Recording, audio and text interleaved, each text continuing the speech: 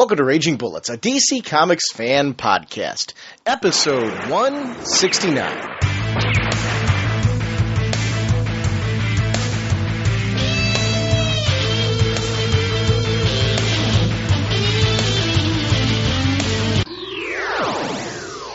Welcome to Raging Bullets. I'm Sean Whalen, drnorge on the comics forums, and I'm joined as always by my co-host Jim. This week was scary for me after the events of Blackest Night. I loved the issue, but knew it would make Sean's head not quite right. As a fan of Carter and Kendra, he becomes quite insane.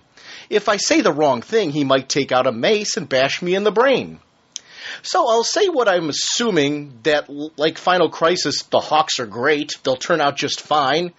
Because I don't want to wind up like the others in Blackest Night. My life is clearly on the line. So says the sensei of the Whatnot Segulin and the Duke of You-Know. How's it going, eh? Yeah, we're talking Blackest Night this episode. Oh, yeah. I'm dressed for it. I'm actually wearing a Hawkman t-shirt and a Black Lantern ring.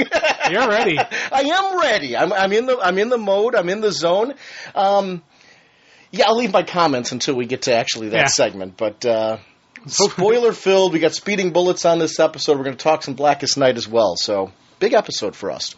Our sponsors for this episode are DCBService.com and InStockTrades.com, where you can get Batman the Widening Grin, number 2 of a 6-part miniseries, written by Kevin Smith, art by Walter Flanagan and Art Thiebaert, covers by Bill Sienkiewicz, with variant covers by Gene Ha.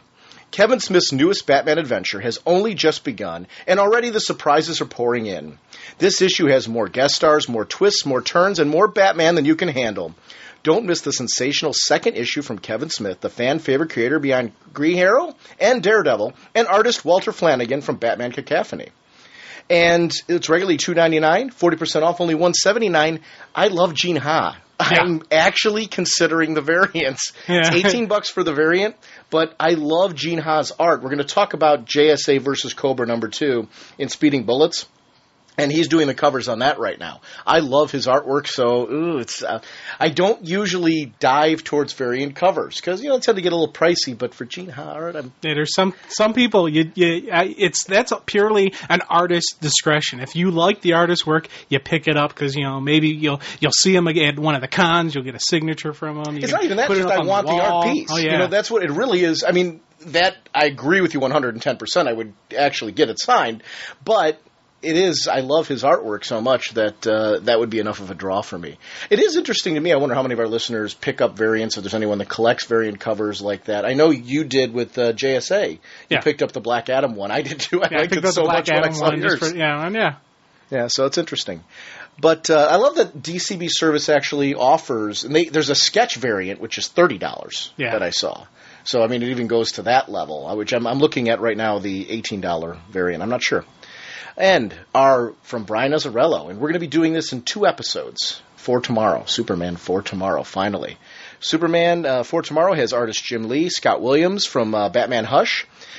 Superman 204 to 215, the entire 12-issue for tomorrow is collected. You can either pick up the Absolute Edition, $75 regularly, 47% off, only $39.75, and the trade paperbacks, Volume 1 and Volume 2, regularly $14.99, 47% off, only $7.94. And InStock Trades continues to support our listeners, so that's InStockTrades.com, and thank you for supporting us with that 47% off discount. So you've got basically 2 episodes to grab it, because we're going to be starting that recording then.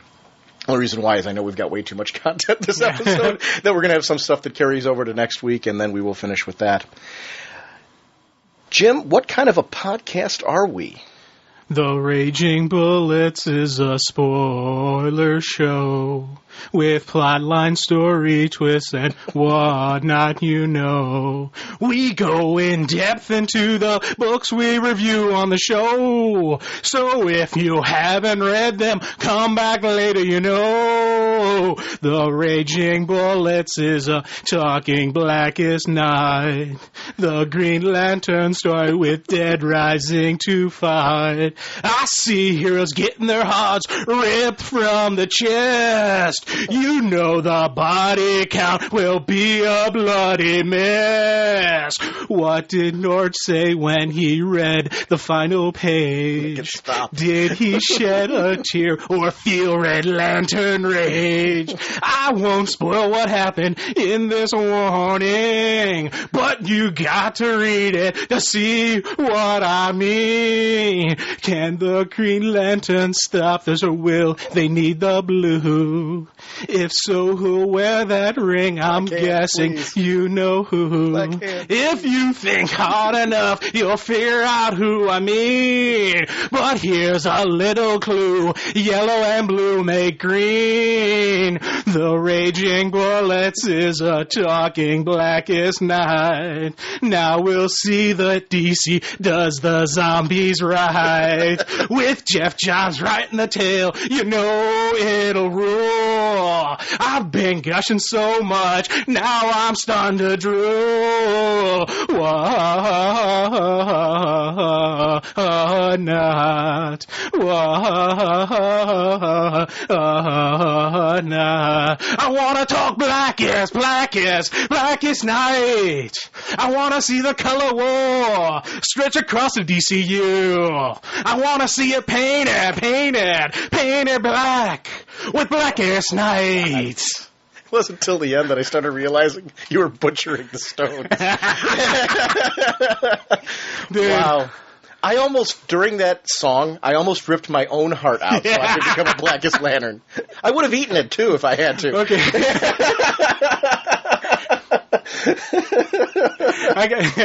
Wow. Hey, is there a story behind this? There's a couple stories. When we first started talking Blackest Night, when they first announced Blackest Night, the title. You know, now as you know, I'm a bit of a Stones fan, not as big as you, but my two favorite Stones songs are "Sympathy for the Devil" and "Painted Black." Right. As soon as I heard Blackest Night, this song popped in my head for the story. And it was a good choice. It really was. Yeah. And I started, I think we first heard about it in New York. I think that was the first time we really heard about it. Yeah. I literally, in New York, on my notebook, started writing the words for this. Did you really? Yeah. You've been working on this that long? I've been working on this long. And then and the whole Michael thing with Thriller, that was also supposed to be another, I was going to do that one before. There's a series now. Well, I was going to do, and because it was going to be the Vincent Price, the Vincent Price rap. You know, was going to be all tailored to things. This thing is just plastic. Yeah. Well, that's part of the reason I didn't do the Michael, because I really liked this. I was like, oh no, I can't have anything taint this. This is my opus. Wait, you can't have anything taint that? Hey, hold on, dude. I sang this with the actual version, and I was trying to find an instrumental version and record it, and I was going to hand you a CD. Oh, really? When you're like, hey, Jim, what kind of podcast are we? Here. I was going to have an instrumental version. I couldn't get the musical version of it. This was Sensei Unplugged? Yeah, this was Sensei Unplugged, but you almost got an actual instrumental version of this. That's how long I've been working on this thing. Wow. Yeah, so yeah. So and it was funny because there was a lot of people who even threw out this suggestion. And I know Simulated Stereo threw out this suggestion for a song when they started talking about, is Jim going to do a spoiler warning for Blackest Night? This was one of the songs he threw out, and I'm like, good choice. I was laughing when I read it. I'm like, oh yeah, I'm already working on it, buddy. I'm like in the middle between like incredibly impressed and terrified. I shouldn't say I'm in the middle. I have both emotions, because I am incredibly impressed. That was really good. But when I wrote this thing, I had the words. My ears hurt. I was writing this with two columns. You know, I had the real version, then I had my version. I'm writing and making sure it was matching up form and prose, and I was, trying to get there's a couple lines like, if you think hard enough, I'm in painful awe of you. That's what it is. I'm in painful awe of you at the moment. I'm trying to think of something that would sum up my feelings at the moment, and it's painful awe. My ears hate you, but my mind can't help but be impressed. My dad shares your feelings on this because when I sang this for my folks, is practice. How many times? Well, now you know why my folks went out of town for a while. They had to run. I'm ready to go out of town after this. But but yet I'm in awe still. So I mean, there is that. So I am in awe of your I guess lyrical prowess. It's not the singing itself; it's the lyrical prowess. Yeah, I know. On this if I had musical talent, here's the sad thing: I'm really not tone deaf. I know I'm bad. And that's the thing that I am hurts. after this. That's what hurts. Is I know I sing poorly. So it's not like I'm even one of those people who think, I can really sing. No, I know I can't, but I'm still going to. That was great, though. I want to remind everyone about the Hero Initiative. HeroInitiative.org for more information with a handy-dandy link on RagingBullets.com, and please consider supporting them. The price of a comic book. That's definitely something. And continue to support our favorite creators. And, Jim, you know what? Without further ado, actually, before we get started, on the 22nd, which is today, somebody sent me a voicemail at 1:17 p.m. It was from an unknown number. Not that I would read off the number on this episode anyway, but if you called today, for whatever reason, the voicemail was there, but it wasn't playing, so I don't know what happened there. But if you were that listener that called in, we're going to have voicemails. Well, actually, I've got a promo and a voicemail for this episode. So if you're that listener that called, please call in again, and we'd love to have it on the show. So I don't know what happened there, but it's there. Let's talk Blackest Night. Nice work, Atom. What are these characters up to? These characters are clearly up to a whole bunch of nonsense. Yeah. Blackest Night, dude. Well, the event's finally here. I know.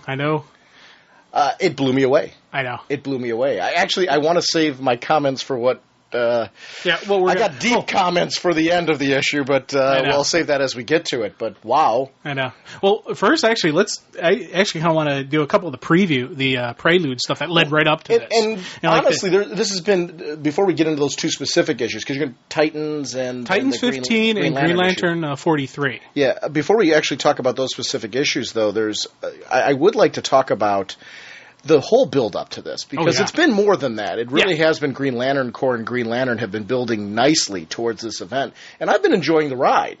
Agent Orange I thought was a wonderful build-up. The stuff that's been going on over in Green Lantern Corps has been really stellar. It's taken Green Lantern... the question is, Green Lantern now really is... I don't think there's just a trinity in the DC Universe anymore. I think Green Lantern is up there every bit as much of a big event, high-quality book. Yeah, and y'all can argue when you say Green Lantern, who you're talking, whether you're talking Hal... No, I mean Green Lantern. Yeah. I mean Green Lantern, just the whole thing. That's always been my take on it, is the Corps is the massive entity. I enjoy Hal, I like Kyle, I really like John. It's like saying it's Superman right now. When you say Superman's part of the Trinity... how can you not the Superman family is the part of the Trinity. Action Comics, Supergirl, all that is part of it for me. Batman, when I say Batman, anytime I consider that part of the Trinity, in book-wise, for me, as I'm a huge Batman mark, and it is anything that's going on in the Batman universe. Detective Comics right now, I think, is absolutely outstanding, and that's Batwoman in the Question. So, I mean, I want to talk a little bit about, in Speeding Bullets today, Streets of Gotham, which is Manhunter, and it does focus on Batman and Robin, but also Gotham in general. So we've got to talk about that. Yeah. Streets of Gotham was great. I know. But I mean, that's similarly to those books. Green Lantern and Green Lantern Corps right now, I just think are top tier stellar events, and this whole build to this. I'm excited. This event is going to be kind of a costly one as far as if you're getting everything. Now, that's the key to the whole thing. I really feel you can probably read Blackest Night, the mini, by itself and thoroughly enjoy it. Because it seems like each of those minis, those 3-issue ones, from all the solicitations I've been reading, they focus only on how this affects those characters. Yeah. So, I'm excited for Blackest Night Batman because... how could you not be excited for that? And Superman, because there's too many opportunities there to, especially with characters that are back now, like Superboy and Superman, and some of the Black Lanterns that we know are going to be. Well, let's talk about them.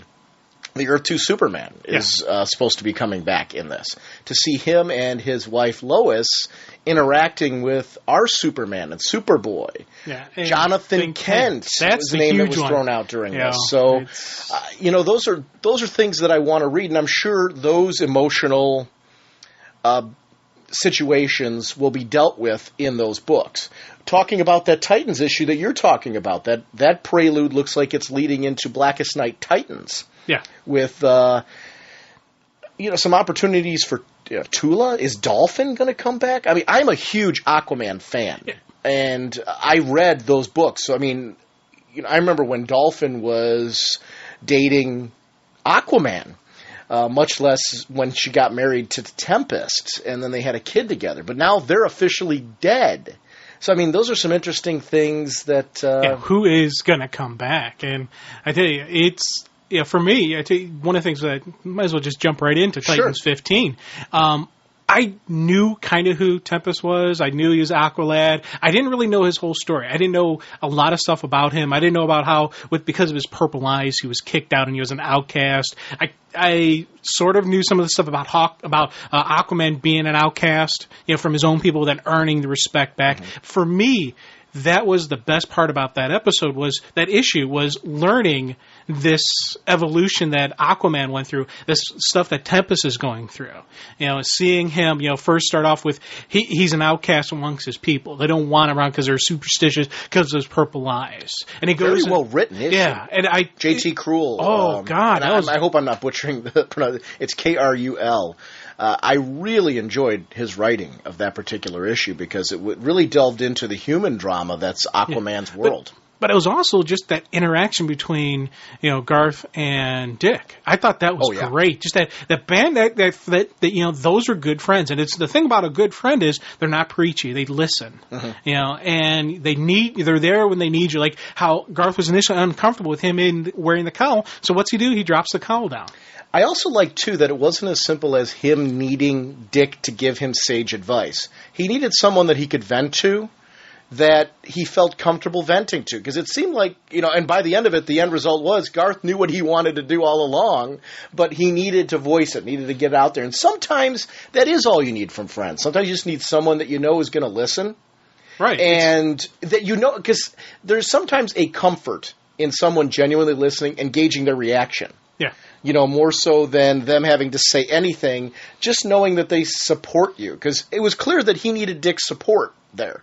I loved that. I really liked that. You talked on the show multiple times how you like to see progression. This is a great example of where it works really, really well. The rich history of these two characters from childhood to now and how that's played into here. I love it. The human drama that's going to play out in Blackest Night Titans. I want to see this so bad. Yeah, there's going to be some really cool stuff going on there. And, you talk about just, the human drama, just the togetherness of those two. As I said, I really didn't know Tempest, Aqualad, Garth, or any of that. So this basically one issue filled me in on their life, and it was well crafted. Are you a fan now? Yes. I'm honestly a fan of... Because that's just the way you're talking right now. That's why I love how they showed just the for opening page was Aquaman sitting on the throne, and the final page is Garth sitting on the throne. Same body mechanics, same pose, same nothing, same style, and he's got that same drive that Aquaman had. He's an outcast to his people.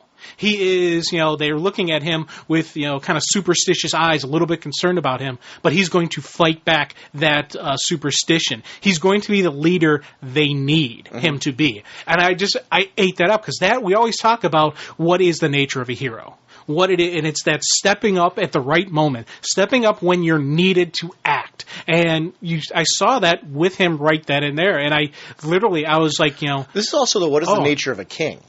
Yeah, definitely. And doing the best for these people, even though they've shunned him. Because he could go the other route.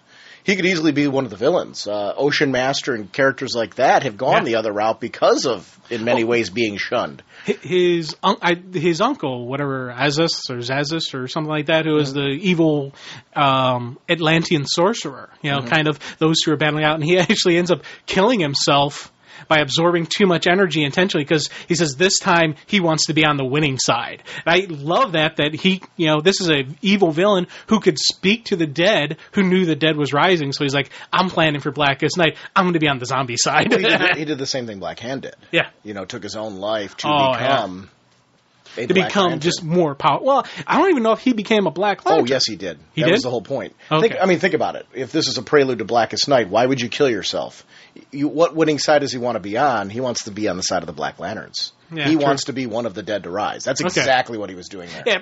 Yeah, probably. I mean, any other storyline... It would completely... Any other storyline, I would agree with you that it's... but in this, being a prelude to this, what else is he doing there? He's definitely killing himself to come back as one of them. Or... he's killing himself in hopes he's going to come back as one of them. If he doesn't, I got a funny feeling, though. I got a funny feeling we're going to see this guy in Blackest Night Titans. Yeah. At the very least. And I think that's going to be the interesting thing about this, with this being all-encompassing, with it being a story that can take place throughout the whole universe. You really need the satellite minis to tell those stories that don't fit the main Blackest Night. Because there's obviously going to be a main storyline going on there. And... I like, though, that I'm sure that fans of Superman can just read Blackest Night Superman if they want to. And they'll probably get a good story. Sure. Yeah, it's not derailing those. I'm glad they're not putting them in the main books, because a fan who doesn't, if you don't want to read Blackest Night, you can still be reading Superman and completely following what's going on in Superman right now, and this doesn't really have to derail that in any way. It's a smart move. I prefer that to the whole universe event where you got to pick up... books that you don't normally get. Somebody who's reading Green Lantern can conceivably just pick up Blackest Night, and if they want to pick up these satellite minis, they get the whole complete Blackest Night story and don't have to deal with any of the other books. If they don't want to. Right, yeah. I'm curious, if we have anybody who's doing that, please let us know. Because we're both getting everything and we're reading it all. But I'm wondering, because so far from what we've read in Blackest Night, what I've read in some of these prelude stuff, I could see you just keeping separate and still getting a good story out of it. I agree. Yeah, because that Titans issue was a great issue to read. If I wasn't reading Blackest Night, I would still say, "Oh, that's a pretty cool issue. Maybe we're going to have more Tempest in Titans now," which I think we're going to. Not only in the Blackest Night Titan, not even the Titans Blackest Night. I think maybe we're going to see that character. I think we're getting a back big Titans shake-up in both teams. I think we're getting. I think in both teams are going to be looking very different post this. Oh, definitely, yeah. So I think this is an opportunity for those, because those teams, obviously, we need... Now, with the death of... They showed the death of Aquaman, kind of, and he died in the big crisis. That was Final Crisis he died in, or was that before Final Crisis, another big crisis before that? What do you think? Well, he didn't die... I mean, he died in his own book quite recently, Aquaman. Okay. He died... Remember when they switched to that Sword of Atlantis, and he was the... He died during Sword of Atlantis. Okay, yeah, see, I didn't read any of that, so I didn't know. When I was reading this... Remember when we did, way back, and we did 1 year later. Right. And it turned out that the original Aquaman with the hand was that new... Creature of the Deep, or the whatever. Dweller. Right, the Dweller. The Dweller died during that run. So Aquaman, as we know him, died during that. Okay, because that was the thing with Titans. They showed Aquaman in his Aquaman appearance dying. And that's what they got buried. So I didn't know if that was shown or what that was. Well, no, he died during that run, so that's, I'm guessing... Okay. And because during that run, what happened was the new Aquaman adopted, the outfit look of the old Aquaman. Right. He borrowed one of the shirts and donned that look. And that was the shirt that he left behind. Yeah, that was a neat thing, because he came back, he knows he's not the king of Atlantis, so he left it there. Right. But he left it there to honor the man. So I like that. It's going to be interesting, though, because I have a funny feeling that we're going to see a Black Lantern pick up that shirt. Yeah, we're definitely going to see that. And which I think we're probably going to see in the main Blackest Night book. Yeah. I'm assuming we're going to see him in the main Black Light, yeah. Yeah. Whereas I think a lot of the main ones are going to appear in there, and then we're going to see the effects of some of these returns, because you can't possibly put everybody in, because it's an 8-issue, right? So it's 8 months of this. Yeah, I know. So this is going to be a big event. Yeah, and I think we're going to get the main story in Blackest Night, but it's kind of like now you get the rest of the story, because we see in Green Lantern 43, we see, basically the death and rising of Black Hand as, as the first Black Lantern. And they allude to in issue 44, we're going to see John. the Martian Manhunter, his death and rise. Now, in Blackest Night #1, we're already seeing an appearance as the dead John. So we're going to see these characters, but we're going to get the full background in these other stories. So... Which is great, though, because I think that the Blackest Night mini can be read independently. Right. They're going to craft a very good story in that. Very similar to the one-shots that were back during Sinestro Corps War. Right, and I think... You didn't have to read them, but if you did, they expanded and added something. Like the Cyborg Superman one is still one to this day I go back to and thought, wow, that was super cool. I know. Oh, yeah. Is one that I just think of, wow, that was a great one-shot. The Ion one was really good as well. So... those are all stories that you don't have to read, but you get something more if you do. I prefer, and I don't know if everyone agrees, I actually would love some listener commentary. Call us in with voicemails and things like that. How do you guys feel about how this is being set up? Would you prefer that the Blackest Night Batman took place in the Batman books? Or would you prefer, because for me as a Batman fan, the storyline that's going on in Batman right now, I want untouched. Yeah. I think that's really stellar at the moment. So I don't want this all of a sudden to derail what they're doing in those books. Or in any of those books, because I'm enjoying the exploration of Dick coming to terms with being Batman right now. That to have Blackest Night derail that would, to me, be a horrible decision to make. And it keeps Batman fans who just said, I can't afford Blackest Night, it's not in my budget, who are Batman fans, just to stay, reading Batman. Continue reading what they're reading. I think that's the better way to myself. I think it's a better way to handle it. I think it's a better service to your fans. You can choose to keep your budget wherever it is. Now, I mentioned Green Lantern 43, and it was funny when I read that. There was a great story. I loved the setup, had me so chomping at the bit for Blackest Night, but I still had questions, and they're more just, I think they're going to end up being stupid questions, and it's mostly because I really don't know who Black Hand is. I only seen him. Only time I've seen him is when Spectre, Hal Jordan Spectre fried off his hand. That's the only appearance I've really ever seen of Black Hand, so I have no idea. I've never seen him fighting the Green Lantern. How much Green Lantern have you read? Have you read all of this series? Yeah. Okay. Yeah, and it was... No, I'm curious. You've read all of this Green Lantern series. Right. You've read all of this Green Lantern Corps series? Did you go all the way back to Recharge? Yeah. I went back to Recharge and all that stuff. So, yeah. And I'm just trying to think. There really hasn't been a major... Yeah, there hasn't been like a major boom, boom, big time, Black Hand story. And I was just, because I loved the origin they gave for this guy. Right. He's, his family's mortician, so he's all around death, and he had that little bit more of its sense growing up. And I was reading it, and there was some inappropriate chuckling and laughing when, I loved what he did to the barking dog Marbles. Yeah. But it was just... Well, they were searching for weeks for marbles. Can't find marbles anywhere. He's stuffed in his room. Yeah. Here's a real creepy thing. Not only stuffed, he was stuffed in like an active mode, like he was playing with the ball. He had a little ball in the mouth. He was in an active, friendly, mode, and that just adds to the creepy factor for me. Honestly, if you're going to stuff Marbles, you want to remember him as the playful dog that he was before his life was ended so quickly.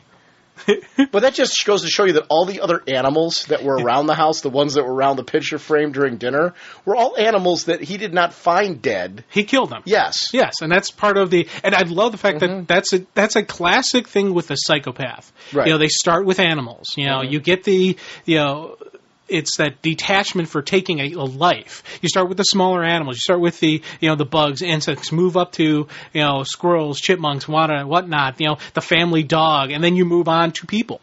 Because you said it sounded like you said whatnot, the family dog. That'd be a cool family dog name. Whatnot. Okay. But now, did they ever really deal with this before with this guy? Did they ever say that this is his origin, or is this one of those things that you don't... Not on this level. Okay. Not, where they're, he's got like animals around the picture frames and stuff like that. This is more of an expansion of, like anytime you retell a good origin, expand upon it, give us a deeper look. This explains a lot more his obsession with death. Oh, yeah, and it was a beautiful obsession. It fits the character. And I love that the family, it was a true, actually, the family was interesting to me because, like any good family, they stick behind him on some level, trying to support him. Yeah, and, and they're like throwing their heads up because of the fact you said he's crazy. What do? You try to get him help, but obviously that's clearly not working, yet they have to stand by and support him anyway. And it was interesting to see that throughout that whole thing, it just felt very real that they would be dumbfounded by what happened. And I did like that the one brother was like completely creeped out. Yeah, and he should have been. Yes. And but it felt very real. Very real. It was good writing. It was really, really good writing. Now, his logo was the Family Mortuary's logo. Right. Has that always been his logo, the triangle and or is that... Because that's also the Black Lantern. That's also the Black Lantern logo too. So I was like, "Oh my god!" I wonder if that was always his logo, or if he switched. If they just kind of flipped it in there now. Those are the kind of questions I had, because it's, once again, a good story makes me want to learn more about the character. Makes me want to seek out other stories, other adventures with him. I honestly don't know. That's my honest answer to that is I've read a lot of Green Lantern over the years. I've read stories with Black Hand before. But as far as would I pay attention with the logo, I guess because the logo didn't have this kind of meaning before, I don't know. So, this could have been something that was just developed over time. Makes sense. I tell you, I was kind of, like, wow, that's a neat thing. And just, they tied him into he's their parallax. Yeah. He's their ion. And not only that, they're talking about how he's their parallax, their ion. They also talk like, the Star Sapphires have a Predator. Right. Because they mentioned, parallax, ion, Predator. And I'm like, wait a minute, there's a third, who's that one? So that's something I want to see. And who else? Like, is there anybody else we don't know? Does everyone have one or not? I don't know. And the other thing that really got me wondering is you see him in the end, because we talk about how he shows up and kills off his family. And that was just...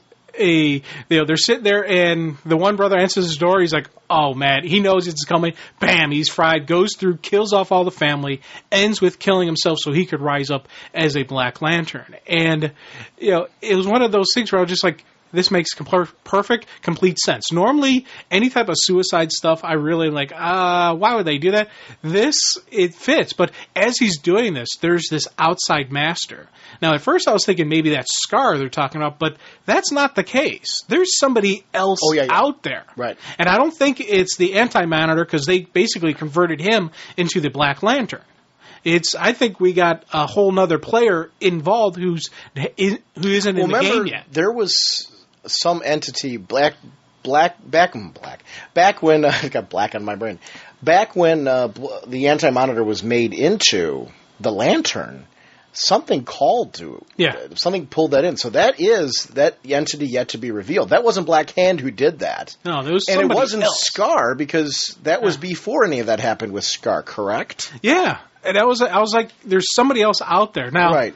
It's what I started thinking. Who is it? Somebody we've seen? Is it someone fresh who is new? Yeah. The first thought that did pop into my head was Darkseid. What if he's not really gone? If there's still a piece of him out there and he's doing this, I don't know.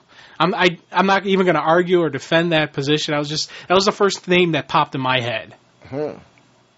From his position being dead, you mean? Yeah, he's dead, but he's still Darkseid. He's still a powerful, god creature. I don't have a theory on it yet. I don't think that's. Let me put it this way. I don't think that's completely nuts. I would think that they probably wouldn't be using Darkseid's so soon. Yeah, I don't think so. He's the first name that popped. Then the other name that popped in my head was that vampire Superman that we saw in the Superman Beyond and all that one, because he kind of quasi-died, but didn't really die. So he's another one I'm thinking could be, because he's an undead I think type whoever creature. it is going to be pretty shocking for us when it happens. Yeah. So I don't know. Or it could be a brand new entity altogether that could be, a way of introducing a new type of villain. I don't know. I don't have a good answer. I really don't have a good answer for that one. Yeah. Or it could be one of those that, like, when it hits us, it could be like, why didn't we think of that? Why did we should have thought of that. So I don't know. Yeah. That Black Hand story, though, is a great example of excellent writing to introduce a storyline. Because not only did we get to know Black Hand, especially, it was funny when you were saying that I didn't know much about Black Hand, it dawned on me, I'm like, oh, geez. I don't remember when Black Hands last appeared. Yeah, at least he's done bits. In depth. He's done bits here, bits there, but never any in-depth him fighting. Like with where you got exposed to who he is from his background. Yeah, the energy staff that he got from that we saw in the Secret Origin of Green Lantern from Atrocity. did he always have that energy type weapon with him in in his previous appearances, or is that another one of those things where they're shifting it into play now? I don't know. Yeah, that is interesting. Because these are the questions. That's a good thing for our listeners, actually, because I am when I say a casual Green Lantern fan, I've read like decent runs on and off throughout the years. I was a big Hal fan. I read a lot of Hal's runs. I remember back when Hal was an alcoholic and stuff like that going on. I read a lot of Kyle. I read a lot of Hal. I remember when Green Lantern Corps was a series with Hal involved in it way back when. So, I mean, I've read a lot of Green Lantern, but I'm not a Green Lantern expert by any stretch as far as that. But I think it's a good one for our listeners because I know we've got Green Lantern fans. Yeah, I know. We got a bunch out there. And please call in 1-440-388-4434 or drnorge on Skype with a voicemail on that if you'd like to, or shoot us an email if you want to send us in there. I prefer the voicemail, though. It's always great to have people on the show to respond off of that. Because we're kind of an audio medium. Yeah, which is more fun than the emails as far as that goes. But I would love to have somebody call in and give us some Green Lantern. Well, Black Hand, more or less. Because I was reading these things, and as I said, it's a sign of a good story. But there may be some stuff from Green Lantern that I'm not thinking of that might. There might be some history to Green Lantern that might be leading to this. Yeah. We got. There's a rich history to this because Johns is really good at pulling obscure things from the past in and making them relevant, which is cool for longtime fans. It's where continuity works. The fact that events that happened in the past that might have seemed small back in the day, and they were, can be it might have been a story that had a particular impact on Jeff Johns. And he brings it into today and makes it interesting. Grant Morrison did that in R.I.P. as well, which I really enjoyed. So, and I didn't say this, but I really just want to say how much the Monkey art just so fit that story. I remember you were worried about him taking over the art because and his style is real. I told you when they were sending out those promos of the whole core and everything, I was like, dude, you're going to be thrilled. It looks really, really good. There are times with him, and it's art. There's sometimes I don't know. I always this like his one. art. This one, I got to say, just how much I loved it. And that goes out to a full creative team there. That was just, it had that right feel to the book that I wanted. It's what I like about him, though, because he's one of those artists that can change up his style to match the tone and mood of a book. And it works really well here. And really different than the artwork in Superman Beyond. Yeah. Which is which was really dark and creepy, which fit the tone of that book. Very mechanical, very, it's great book of the artwork there. But to see it then shifted over to this, it's a really good artist, and I really like what he's doing here. I'm with you, 110%. I'm glad that you like it though, because when you were saying initially, I don't remember if we ever discussed it on the show, but privately, off the show, you had mentioned I'm kind of worried about him taking over because there's a certain style and approach to Green Lantern that I really like, and I'm like, you've got to see what this dude's doing because they had already sent out preview images at that point onto Newsarama and stuff like that, and it's really looking good. So let's talk Blackest Night #1. Oh. The writer is Jeff Johns. Pencils by Ivan Reis. Inks by Unclair Albert. Colors by Alex Sinclair. Letterer Nick J. Napolitano. Cover by Reis, Albert, and Sinclair. Variant cover by Ethan Van Sciver and Hi-Fi. The assistant editor, Adam Schlagman, and editor, Eddie Berganza. $3.99, baby. Yeah. And I got to say, it had that high-quality, glossy cover. What did you think, I guess we get into that price point again. This mini, obviously, because it's their top-tier, high-end mini. I bought 2, by the way. Did you really? I bought 2 issues of this. One, because I knew I was just so getting pumped and excited into it. I knew I was going to love it. Then I saw what the cover was going to look like. I'm like, I got to get 2 of these because one for signing, put up on the wall, one for the collection.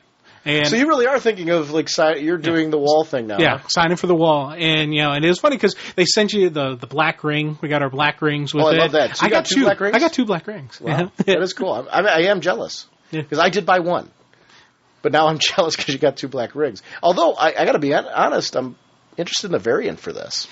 I was looking at the variant, and I almost bought it, and I didn't, and now I'm wishing I had. I'm going to check to see if I can still find it. I haven't actually seen the variant cover image. I've seen the variant cover by Ethan Van Sciver. It looks good. Oh, man, I saw it. I was like, oh, man, yeah. As soon as I saw that cover, I'm like, Jim, you're an idiot. You should have ordered it. See, that bothers me, too, because a lot of times pre-ordering the variant, you're better off a lot of times because the cost of it after the fact to try and find it, it gets expensive. Yeah, now, it's funny, when I first read this, literally the first thought that popped in my head was, oh my God, I got to talk to Norge. I was so excited to talk about this issue that, I almost jumped on. I started to jump on our forums, and I'm like, wait, we're going to talk about this on the show, Jim. Hold on. And I was keeping it in, and I do have to apologize to my friends and family and some of my coworkers who made the mistake. Talking to them? Who made the mistake of going, hey, Jim, what's new with comics? So I do got to apologize for them because I've been so just giddy to talk about this because it's one of the things we said was, will it live up to the hype? Will it live up to the hype? And for me, big time hype living up to with an oh my God ending. I was just and I love this art. I absolutely love the look of this book. It's not just the story they're telling that I'm eating up. It's the look of this book and just the way it beautifully opened up with, Black Hand at the grave and he's holding the skull. But it's not just the image, it's his inner dialogue. It's like a continuation from what we saw in Green Lantern 43. My father said, everyone dies, William. He said, death is the only thing you can count on in the universe. I killed him to prove his point. Death compels us because powerful or weak, loved or hated, no one escapes death, including you. Now, hang on a second. Also, along with that, though, death is the only thing you can count on in the universe. You hear this, yes. I killed him to prove a point. I am hungry. Yeah. Now, that's not Scar calling to him, right? That's this master. That's this master, right? So that's his master. That's whoever this separate entity is. Now, one other thing I want to say, too, I like this bit. I hear you out there in deep space. I hear your children buzzing like flies. You're hungry. It's in that bit, he's like sitting there, and when he takes the skull, the jawbone's connected to it, and he does this thing where he like takes apart the jawbone. It's like he's examining the whole thing. Now, do you think Bruce is coming back as a Black Lantern, or what is he doing? Because we never see. I got an idea. Bruce is the linchpin because Bruce is connected with all of these heroes, all of these villains. Bruce is the common connection back into this lifestyle, back into the heroes, back into life. That's their gateway in. Now, also add to the fact... you're saying they're using Bruce as a gateway? As a gateway. And add to the fact that Bruce probably isn't really dead, so this is a dead body of a living creature. So that's living dead. So this is the connection. That's my guess because he's sitting there, saying how. Well, they're targeting people who are coming back, right? Specifically targeting people that are coming back, which is interesting. I just found it interesting, and he actually puts the jawbone back later. It's like he's a toy or something. Yeah, it is. It's like a creepy horror movie, and I really like that. This bit. Where we see the dead will rise and all of these black rings shooting out with the flash. Yeah, I can just. That's the buzzing. Yeah, that's the buzzing. Yeah, and he even says you are connected to them all as he's sitting there, kind of licking and doing funky stuff with Bruce's skull, and that's why I think he's like a gateway linchpin type thing to it. I was thinking that too. I just wanted to get your thoughts and see if it was interesting. Now that looks and. This black mist that's coming out of his mouth, because it is like that spittle that's coming out of his mouth is this reoccurring. We see this a lot throughout this issue. Well, you think about the Red Lanterns had that as well. Yeah, they have their blood vomit that they spit up, that thing. So the dead the Black Lantern should have something similar to that as well. So I like that there is still connections amongst all the different lanterns. Still have similar, styles, similar, effects and whatnot. Now, we talk about transitions a lot of times here, and we say how we like the nice flow through any issues. For me, the shock and awe from that darkness in the grave to the bright boom in Coast City of Alex Sinclair. yes, yes, that was just I was sitting there, I was like, man, this is awesome. This is, and it's really something as simple as the green ribbon.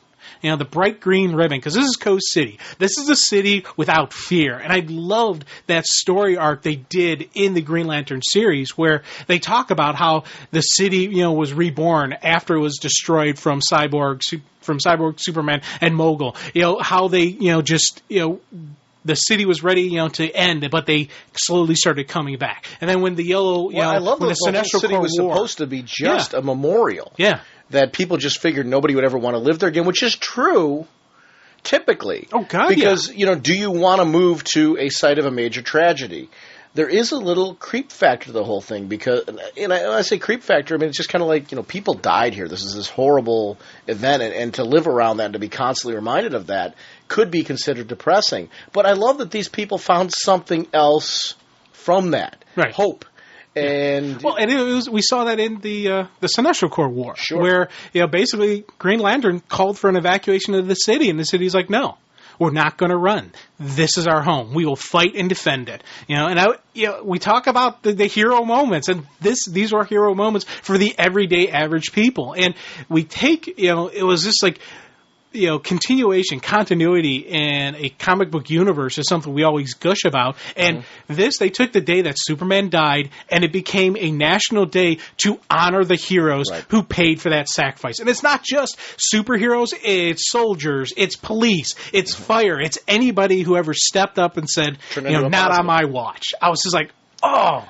One other thing I loved here, too, is if you notice, the Coast City, which, again, you're right, death of Superman. This city was destroyed during the death of Superman. So how long back we're going here? And what a great issue that was when that all went down, because that had turned into that whole storyline with Parallax. Hal snapped. Yeah. And which evolved into Parallax actually being an entity, but that wasn't the way it was originally intended. Now this city has a population of 2,765,321. Talk about a city coming back. Yeah, it's a boom, baby. Yeah. And, it's funny because I love these sequences where they're showing all these people excited, and then you get this cool 2-page spread of Hal, John, Kyle, and Guy swooping in. They're kicking off the Coast City celebration. And we got beautiful visuals, but we have this great inner dialogue coming from Hal. Because it's kind of a quick summary, not only bring you up to speed of the Corps, but he's also talking about what it takes to be a hero. What's the nature of the Corps? John knows when you're in the military, death is a part of the job. Guy and Kyle know when you're in the Green Lantern Corps, death is the only retirement. We all know when you're part of the Cape community, death opens your front door and walks in. My father, Abin Sur, Coast City. You never learn to live with it. It just becomes a part of who you are. Your only choice, keep playing or fold. I never fold. I was just, that was just a hoorah moment. I read that thing through. I got goosebumps. I will admit, I was just, I really got into that. It's that whole, as I always gush about the nature of a hero. And that's one of the things I love about the Green Lantern Corps, because it is the, overcome fear. It's the live in the bright light. It is that, boom. That's why I'm a Superman guy. I like the dun-da-da, kind of heroes. And that's who the Corps is. When people talk about their love for when Mark Waid and Jeff Johns were writing Wally, one of the things that Mark Waid did during his run of that was he brought in this concept of the Flash family, and just how I love the openness of the Flash as a character, that when you look at his cities, you see artifacts that show you that the Flash lives there, because he's more of an open, accessible character. Coast City is proud of Green Lantern. I mean, look at these over the buildings, these balloons that say Coast City with the Green Lantern symbol in there. These wonderful round ring-like balloons that are over there. Green flags. Just wonderful banners with with the Coast City with the green ribbon. All that stuff is just, it's really cool. That shows, why wouldn't you be proud of this? I mean, if we lived in a city that had these heroes. Oh, big time, dude! Come on, we'd be wearing the rings, we'd be wearing the shirts, we'd be, it'd be geeking out. I'm wearing a ring right now with a Hawk Band shirt, and I'm recording a podcast about these fictitious characters. But imagine if they were real. It's still real to me, man. But imagine if they were. In our case, it's actually the comic book creators that are our heroes. But it's really interesting, to me, how this all turned out. It's great artwork that just showed where we'd want to live if the DC universe is around. I'd want to live in the middle of this. We would move. Yeah. Yeah. Seriously, we would move. Oh, yeah. If there was a way to move to Coast City and there were Green Lanterns there, we'd move. I'd probably be there. Yeah. Even after the destruction of the city.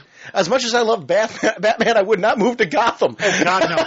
The only other city I could actually see myself moving to would be Metropolis. Yeah. I could see myself being in Superman moving City. just because it is Superman. Yeah. Or, oh, man, because the Flash. No, I think. I would visit Gotham, though. Oh, I don't know. I'll be honest, I don't know if I would, because it's... Yeah. Dude, after that Econo Lodge we stayed in, oh, yeah, true. Gotham's nothing. Yeah. We stayed in an Econo Lodge with a door that was like kicked in and cut pried open. in, and there was some black gook mold type thing growing in the shower. I think it was that spittle that Black Hand was spitting out before. That could have been some Black Lantern spittle. Yeah. So I mean, really, Gotham, nothing. This little this shot of my father, Abin Sur, Coast City. You never learn to live with it. It's just it just becomes a part of who you are. Yeah, this stuff is, like you were saying, just great lines. But I loved the shot of all of them coming together at this statue to honor this. Like, it was symbolic. It was really important, them lighting this up. It's the city of no fear. Yeah, These people have overcome that fear. These heroes have inspired them. What is going to happen now, though? Yeah, they are in a graveyard. Oh, crap. I didn't even really think of that, They're in a graveyard. I didn't even think of that. They're smack in the middle of all this. They're right in the middle of 2 million dead bodies. Right. Well, 2+ million. So how is Coast City going to deal with this? Oh, God. Yeah, that's. And wait, a lot of these are loved ones. A lot of these, I bet you they're all loved ones of people who've come back. Yeah. Right? Yes. Most of them, probably. There's probably some people who survived the first one came back to rebuild. And, we're talking about that, how they're recharging that giant statue. Mm-hmm. And it was just, that booming, bright out, and it was just, we keep talking of just how the glow and the pop of these colors. And it's one of the reasons I really do, like the Green Lantern books is because of that bright color, that pop, that energy, and even, around the core members themselves, you see this positive, like, yeah, everything's awesome here. They're high, it's like they're doing the mental high five to each other as they're swooping in. And I get caught up in the moment. I'm one of those guys who gets caught up with the crowd. If you're at a sporting event and you're cheering, like, yeah, you feel that energy. You feel that positive energy that's just radiating through this. And as we're getting this, we do have Hal thinking about some really nasty stuff that has happened. All this death of their loved ones. They're talking about Katma-Tui. How she and John had their thing going, but she died at the hands of a star sapphire. This goes so far. Go back. I remember her as a lantern. So it's interesting now. They're going through these characters. Kyle's girlfriend. I read that issue. Alex was wonderful in the beginning of that book. I read that issue too. That's one of the. I've read that Green Lantern issue with with her, and I was just like, I still remember going, whoa, that's wow. That was one of the times that really shook me. Just I couldn't believe they did that. And here's my question: is John going to have to face Katma-Tui and the people who survived, the people who were died in that planet's destruction?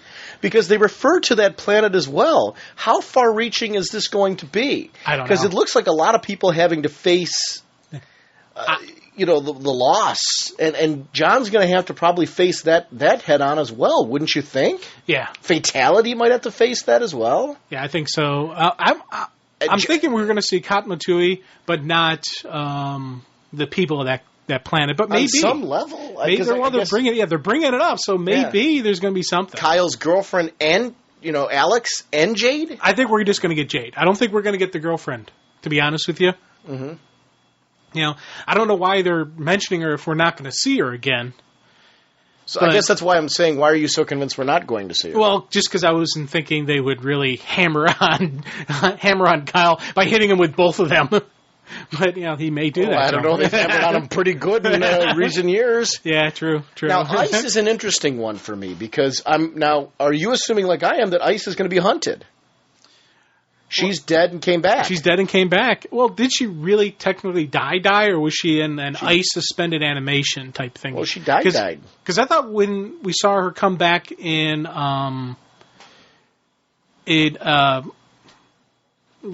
of Prey, I'm trying to remember what issue, and I can't remember now. Oh, well, sorry. Because that's when she came back when we had that whole cool crossover with Secret Six and Birds of Prey, and they're both in Russia. But didn't she die and she was able to come back because of the suspended animation? I wasn't sure if she never really technically, quote-unquote, died. I thought she died and was able to come back because of that. This. Okay.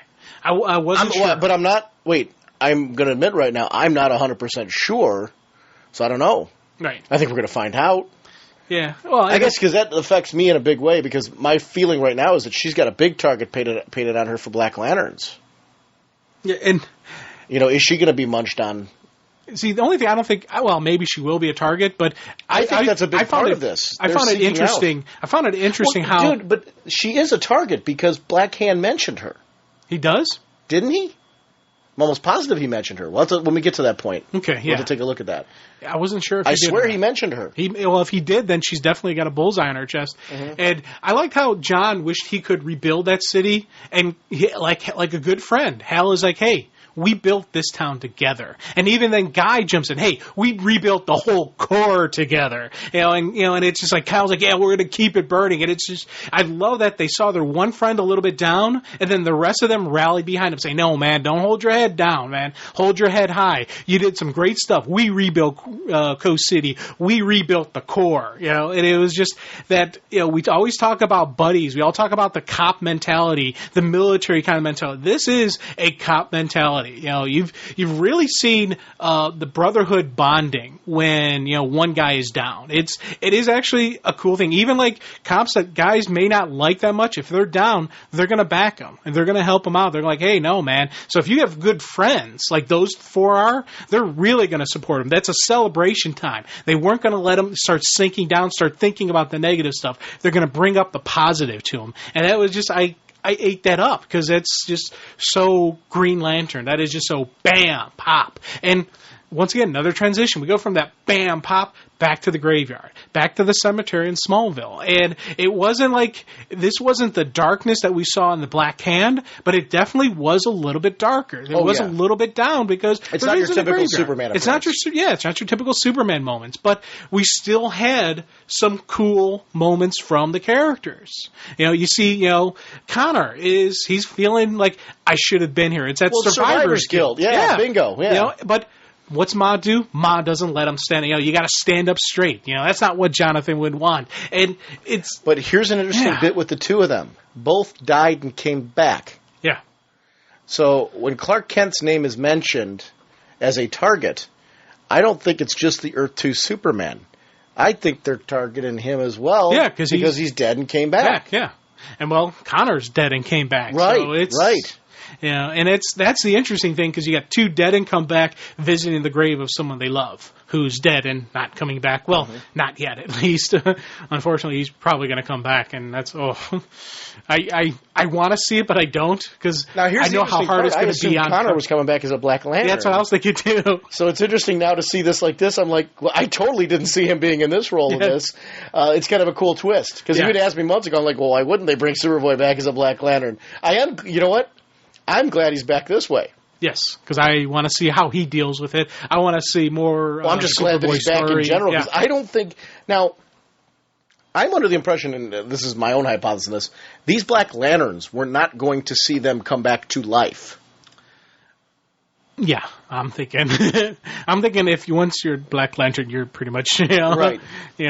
Unless you're a character who has a habit of reincarnating, I don't think you're coming back as a human being. Well, see, I'm utterly convinced that the character we're mentioning is not in fact dead here. Oh, okay. Because he died in Final Crisis and she died in Final Crisis, and they're still okay. So I'm thinking they're still going to be okay, like next issue or something like that. Well, we'll get to that in a minute. I'm totally. Being totally kidding about that.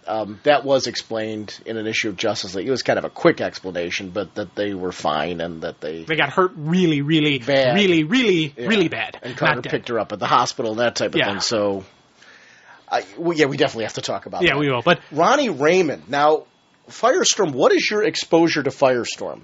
My exposure to Ronnie is zero. Yes. I love Ronnie. I know who Professor Stein is because of some of the stuff, with that I'm dealing with, Jason and him as Firestorm and him and his girlfriend as Firestorm. I've seen that. I've started dealing with him. I went back. I picked up some trades of his early stuff so I could actually, read, him because I really started digging the character in Trinity. Then I started, in Justice League. I'm like, I like this guy. I want to read more. And so I seeked out some trades on him, and I've read a little bit more on him. But really, the original Firestorm, I have no connection to. And that's just, I got to tell you, one of the strength of the writing and the artwork in this sequence, because I wanted, after reading this single page, basically, I wanted to read more.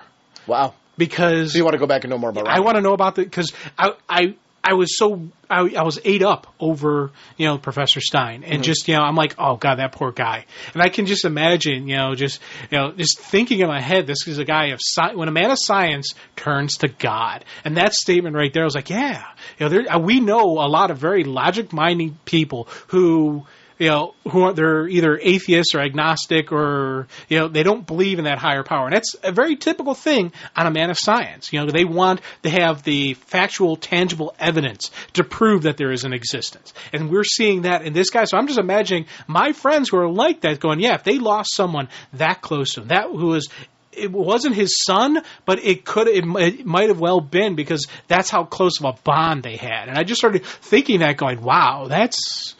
I could see, and I just started feeling for that. I'm like, I got to find out who this guy is. I want to know more about him. Jason and his girlfriend. I want to talk about that real quick because I really appreciated the writing in this. When you talk about the difference in maturity, it doesn't always mean that somebody's like it's in an insensitive way. Sometimes maturity comes from life experience. It's fortunate that people who are younger, hopefully, a lot of times, some of them, people who are younger can be very mature because, unfortunately, they've gone through some very hard times and they mature past their age too soon. One of the nice things about a younger person, and one of the reasons why young people, when parents have kids and things like that, kids kind of reinvigorate their life and bring that stuff back to them, is because they haven't been through some of those tough experiences of loss on that level. So I loved the writing of Jason and his girlfriend because she's not trying to be insensitive. She's not trying to be disrespectful here. She hasn't gone through what this man has gone through. Jason obviously is a little older than her in his writing, enough so that, and especially because he knows Stein because they were connected through the Matrix. So they've got this kind of relationship, and he understands this guy on a level and what kind of pain he's gone through a little bit more. Jason's life was a little hard. Yeah. When you read him in the Firestorm book. So I do like how these characters were written very true. She's not trying to be insensitive. It's just the fact that she hasn't gone through what these guys have. I like the fact she's observant. She's like, look at around. It's raining, and the trees and the grass are dying. Well, it is because she's more distant from this. Yeah. She's not as connected to the whole thing. Yeah. She's catching the tiny details because she can't connect with this on the level that they can. I thought it was just a very accurate writing of a girl her age and someone who's clearly not been through that yet. I'm not saying that everyone that age should be written that way, but it was clearly to show that this girl has not been through the same kind of life experiences that Jason had or the professor. That difference and variation was interesting. One other comment about the professor that I've got, because it's something I want to make sure I get on here. Here's an interesting question. If Ronnie comes back, how does that affect the professor? Because Ronnie is coming back, at least in the previews we've seen, as Firestorm. Black Lantern, Firestorm. Will he and the professor connect? Will the professor die? Will the professor live? I don't know. I was just about to make that comment because I was thinking Ronnie comes back, kills the professor, and they form a Firestorm. I don't think he's coming back, and I think he's going to come back as a person. Professor would Ronnie, do the whole hug and thing, and Jason wait a minute, something's not right here. Then rip the heart out. Boom, they become a zombie Firestorm. Right. That's my guess. Mm-hmm. Yeah, and I think that's probably what's going to end. We'll probably see a Firestorm versus Firestorm, which I think would be a cool fight. Don't quote me 100% on this. I thought Stein died at one point too and came back. I might be wrong.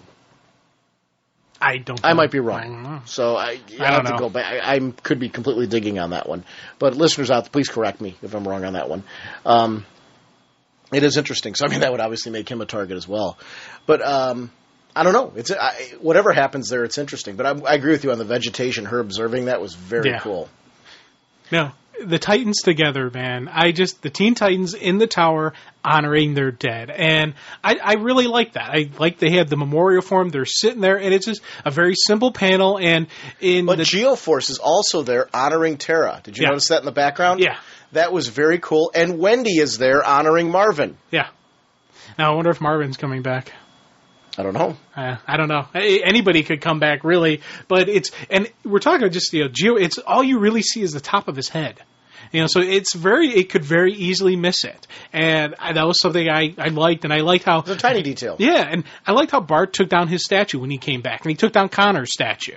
He's like, I wish I could take them all down. But it was just it was a Bart thing to do, and that was, just something, I just kind of ate up. But I like the commentary, but I wish they could all come back. Yeah, that's a very Bart thing. That is him. That's, that's... And that's not just survivors, kids.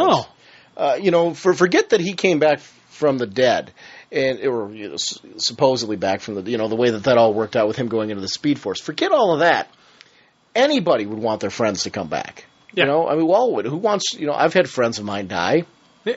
I would love to have them back, to have one more day. Yeah. Just to kind of, chill out and talk and things that I wish I'd said or done. We all want that. Yeah, there's always, at least, everybody's got not just friends, family members, grandparents. Family, God, geez, I wish, I would love for another day with my grandparents, that type of thing.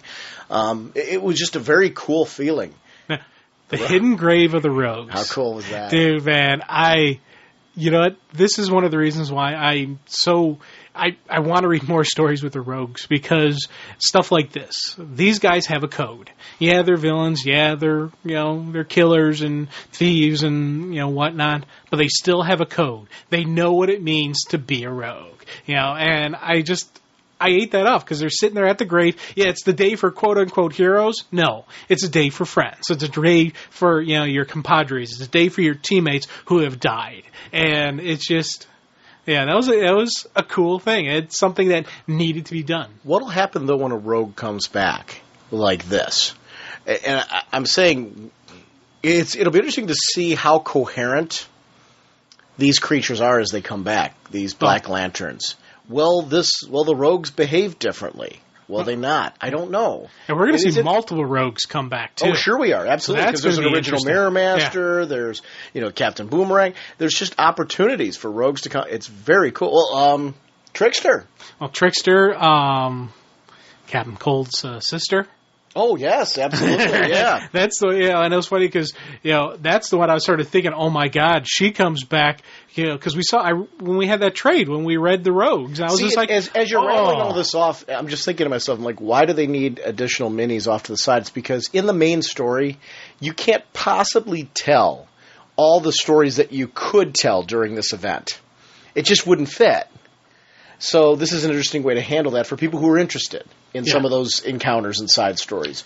They don't have to be a part of the main story, but those confrontations and those meetings and how they affect individual characters, you have to have them. It's funny, even with the minis that they're going to have, they're still not going to be able to get to every possible. They're not going to have every option. I don't think there is going to be a Rogues Blackest Night, is there? I don't remember. I don't think there is, and that's funny, a year ago, I probably wouldn't have said, man, I wish they'd have it. Now I'm like, man, I wish they'd have that.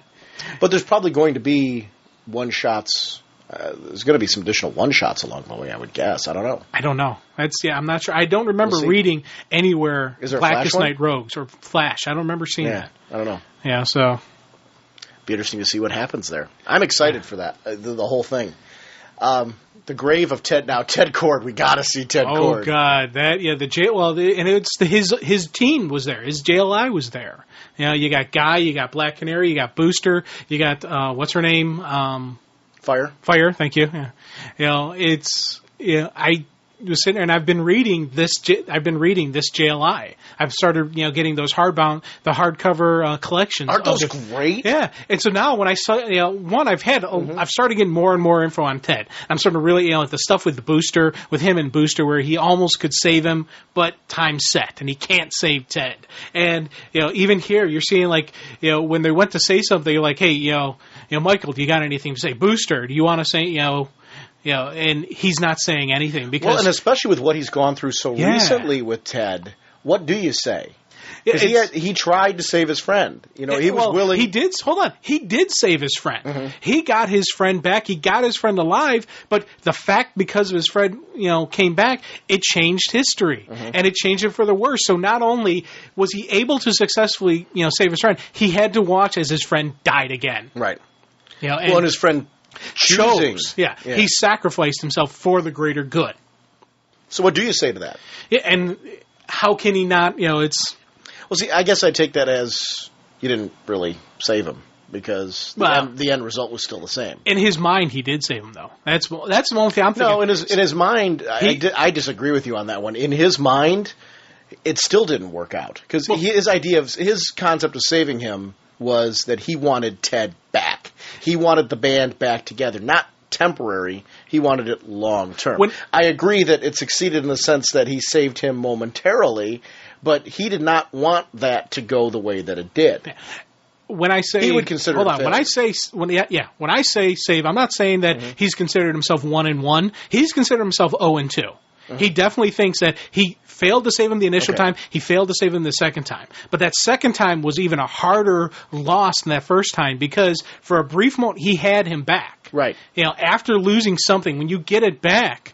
To lose it that second time, that hurts even more. Mm-hmm. That is a deeper, harder cut. Right. And just now he's standing, and he's standing at the grave and he knows he can't say any of this. He can't tell them what he did. He can't tell them how Ted not only sacrificed. How do you voice your emotions? That's what I'm saying. That's what I loved. It's more powerful to me that he didn't say anything than if he did. Well, you think about it. Ted sacrificed his life twice.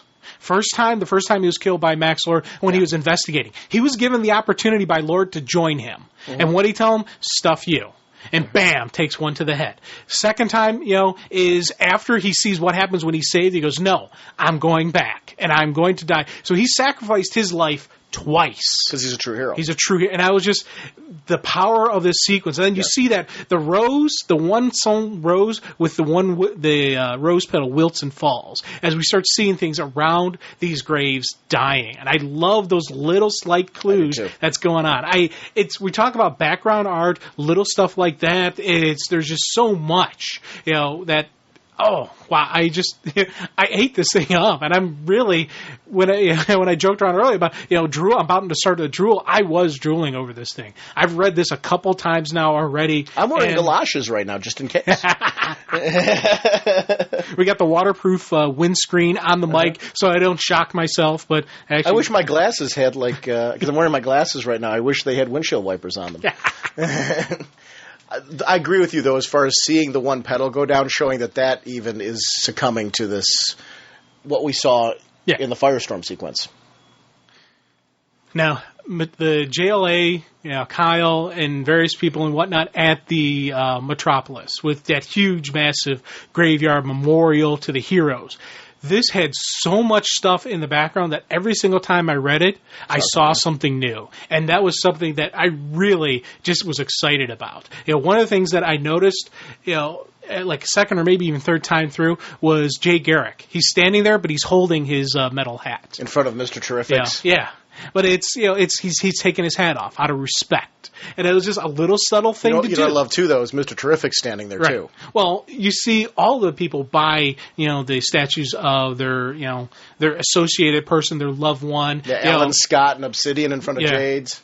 Dr. Midnight in front of Dr. Midnight's. See, and I was a big fan of Earth 2, that huge. So to see Dr. Midnight there, and I'm like, oh, they got to bring him back because I'd love to see him again.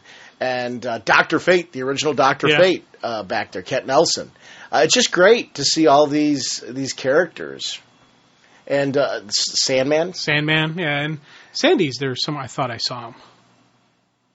I don't see him. No, but I mean, he's got to be there. Well, but it just was to me to have this kind of grave. We would visit that. We would take a trek there. Yeah. Oh, definitely, dude. And Citizen Steel in front of Steele's grave. Yeah. It's the Atom in front of Atom Smasher in front of Adams, and I loved Damage's sequence here. This was probably one of my favorite because I love when Jeff Johns gets introspective with this character. Not only is he having trouble facing his father, but we saw what happened to his whole team. Oh, he's a survivor of the freedom fighters getting killed.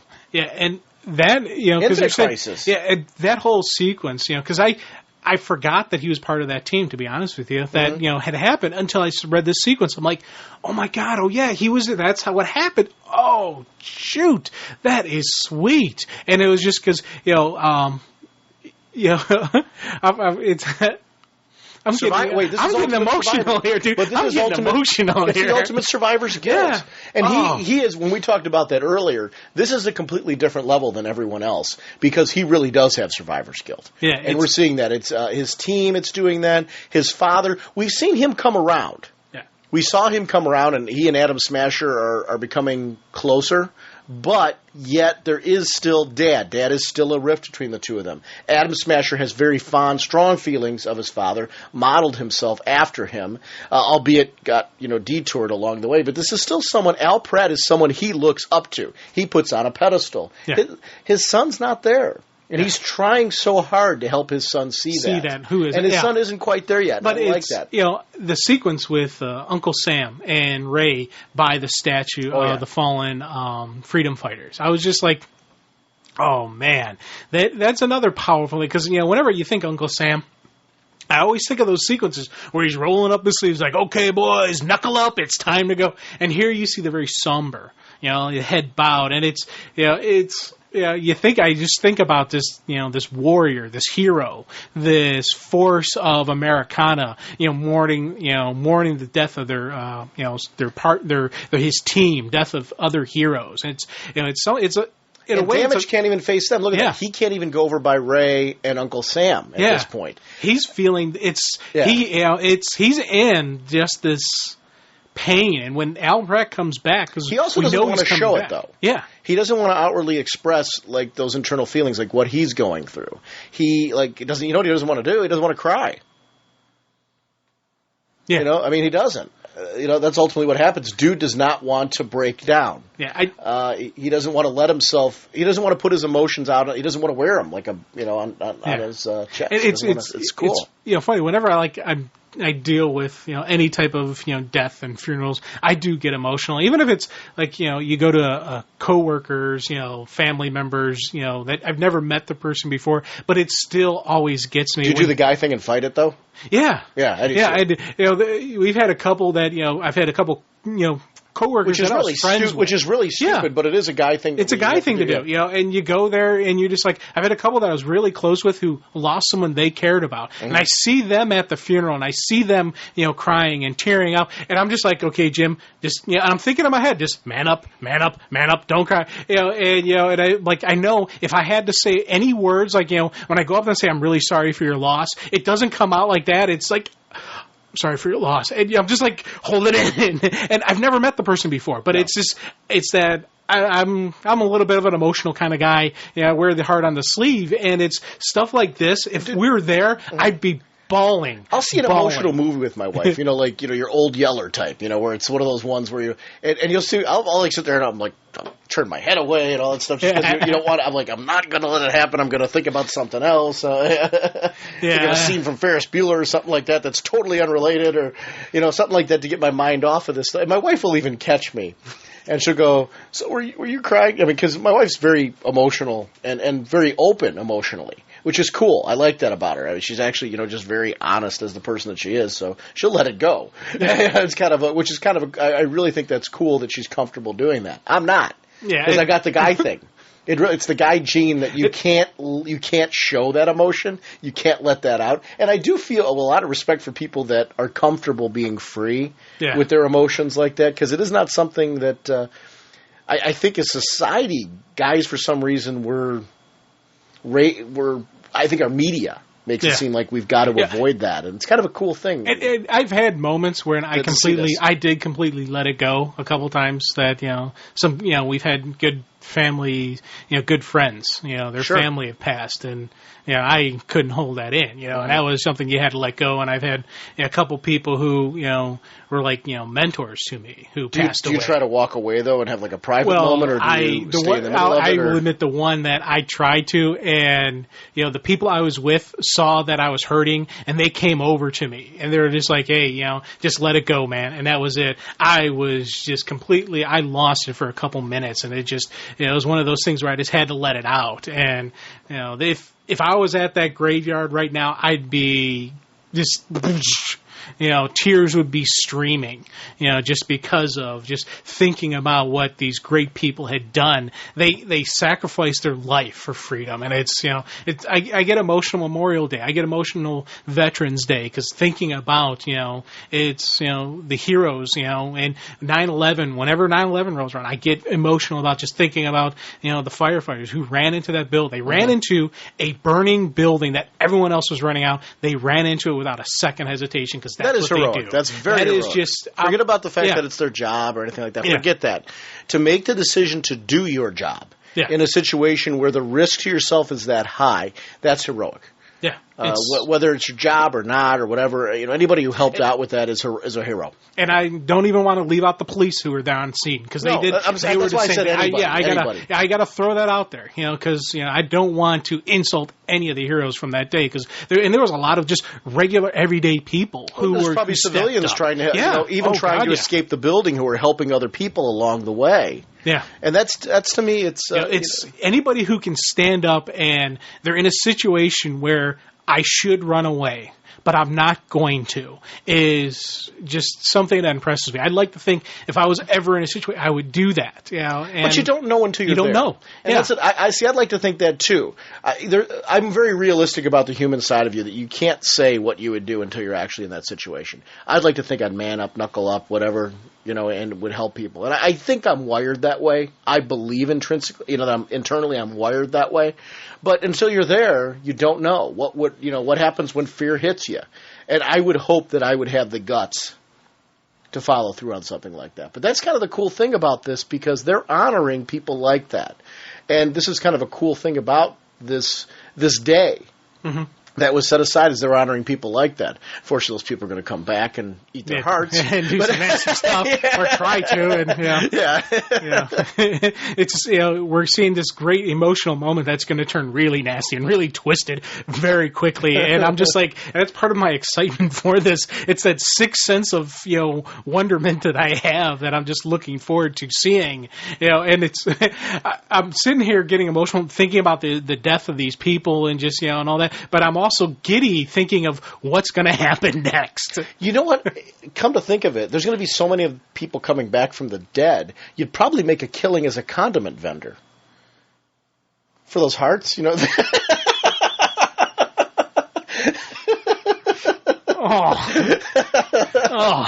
Go by graveyards with little cards and, a little soy sauce, a little barbecue sauce. Well, for a couple of the heroes, barbecue sauce would work. Do you like open pit? Do you like Casey Masterpiece? You want some ketchup with that? A little mayo? Tastes like chicken. Yeah. How do you like your heart?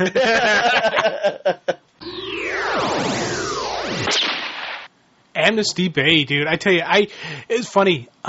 I read Blackest Night completely through before reading that Titans 15. So when I first read this scene, I was like, okay, this is kind of cool. I read it that way as well. But when I went back and read Titans 15, I was like, oh my God, this is even a huger story when these two are arguing back. Well, it's Mira and Garth talking about should Aquaman, should Arthur Curry, should the King of Atlantis be buried on land? And you see Mira's got a really kind of jaded look at her people. And so you weren't sold out when you read this the first time through, you hadn't hit that point. See, for me, when I read it the first time through, I was excited for this because of my rich history reading, because I've read the recent Aquaman solo series, both of them, all the way through. Well, I kind of actually, when I first read this through, I was a little bit miffed at Tempest because I was like, dude, this is his wife. You don't sit there scold the wife saying the body should be in Atlantis. You support her. You be there for her. What are you doing? I was a little bit miffed at him. And then when I read Titans 15, I saw exactly why he was saying this. He and Aquaman were both the outcasts of their people, both rising up to do the challenges. Yeah, the dead fish. The dead fish. Yeah. The dead fish. And she doesn't see it yet. It's funny. They are neither so one about than them because they're so caught up in the moment. It was a highly emotional conversation, and I do like that. You get so caught up in your conversation that you don't notice the tiny details. And that was what was interesting. But I appreciated the artwork in this. I'm a big fan of tiny details, and I urge all of you to go back and re-look at the artwork in Blackest Night. Definitely. I'm convinced I still haven't caught everything. Oh, God, but, no. I loved looking back through and catching all of the signs of what was going on around them. Yeah, and I know that was a scene that after 15 I really appreciated more, and I was just like, wow, this is some huge stuff going on.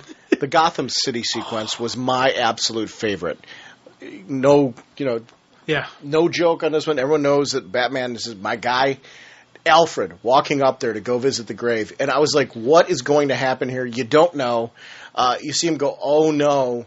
And I didn't know, are we going to see Bruce come back? Because he didn't take the whole body because there's ribs right there. I'm assuming. So and there's like a femur. It looks like off to the side. They just took the skull. That's the only thing they took. So we're not going to see the Bruce wooden come bits back. of the coffin. Yeah. Over there.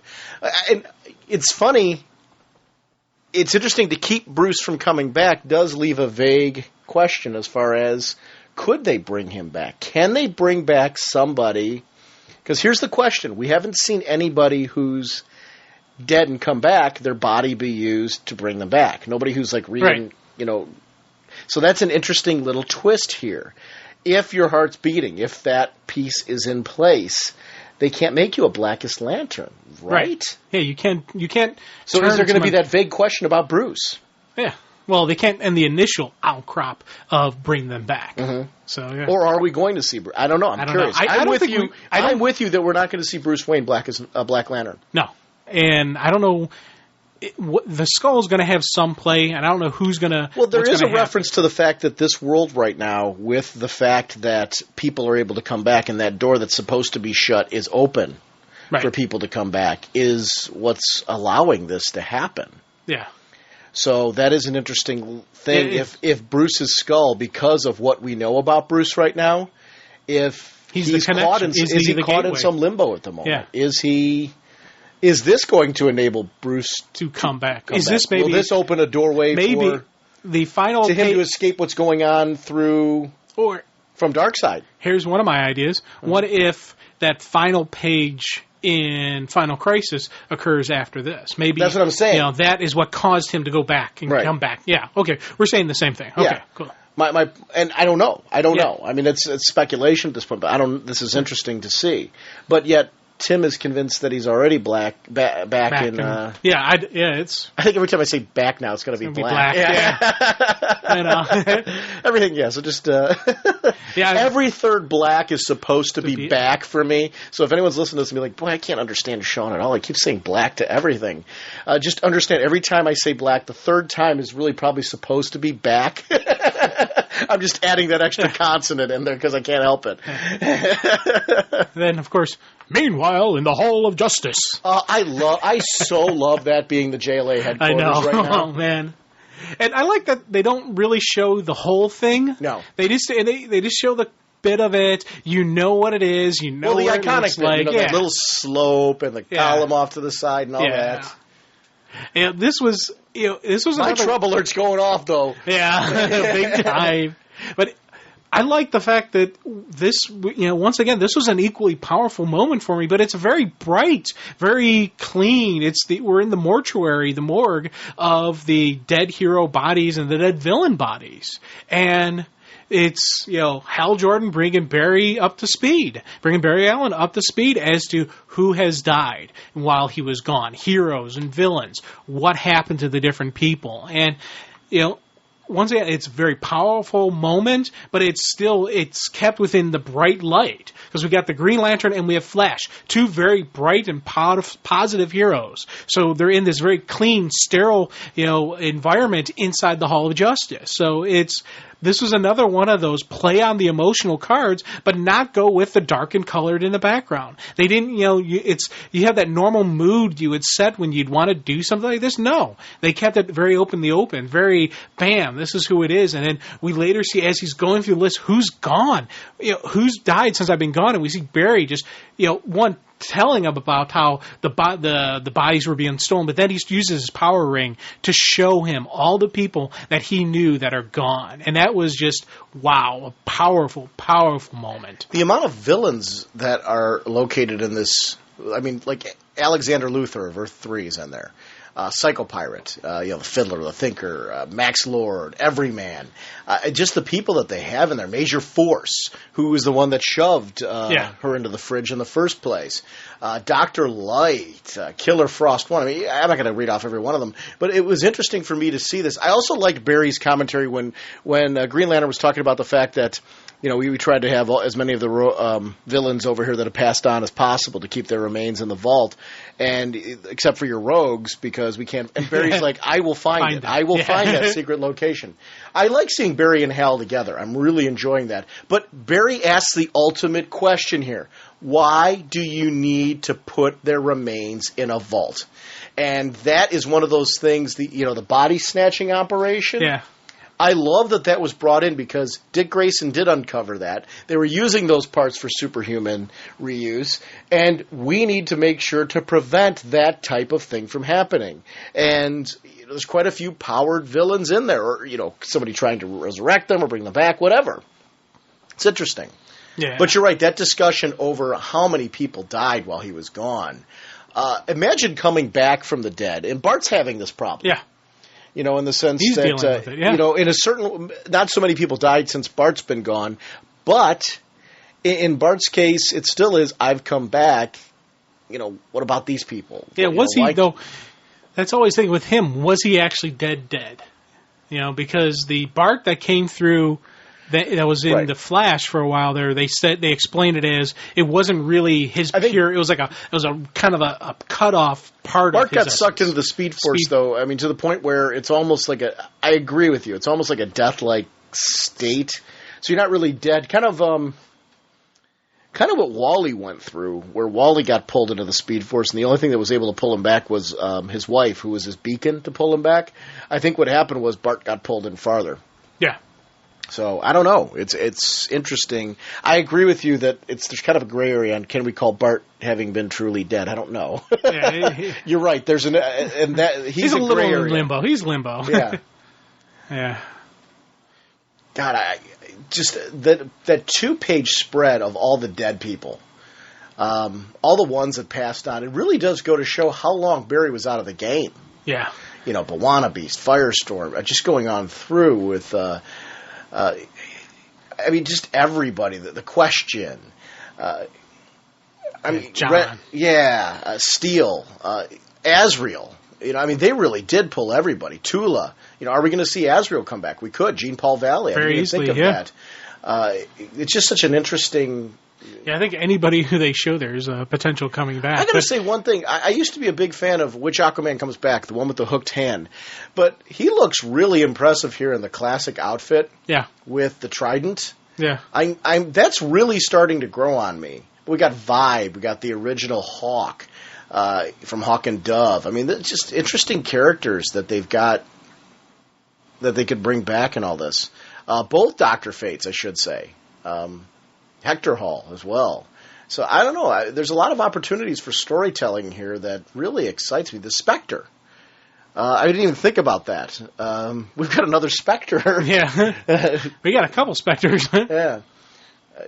Aztec. Really interesting to see what characters they actually use to what extent in all this. Yeah. But the scene that really, though, when he sees Ronnie and when he sees Sue and Ralph, those were just, sequences. I was like, oh, my God.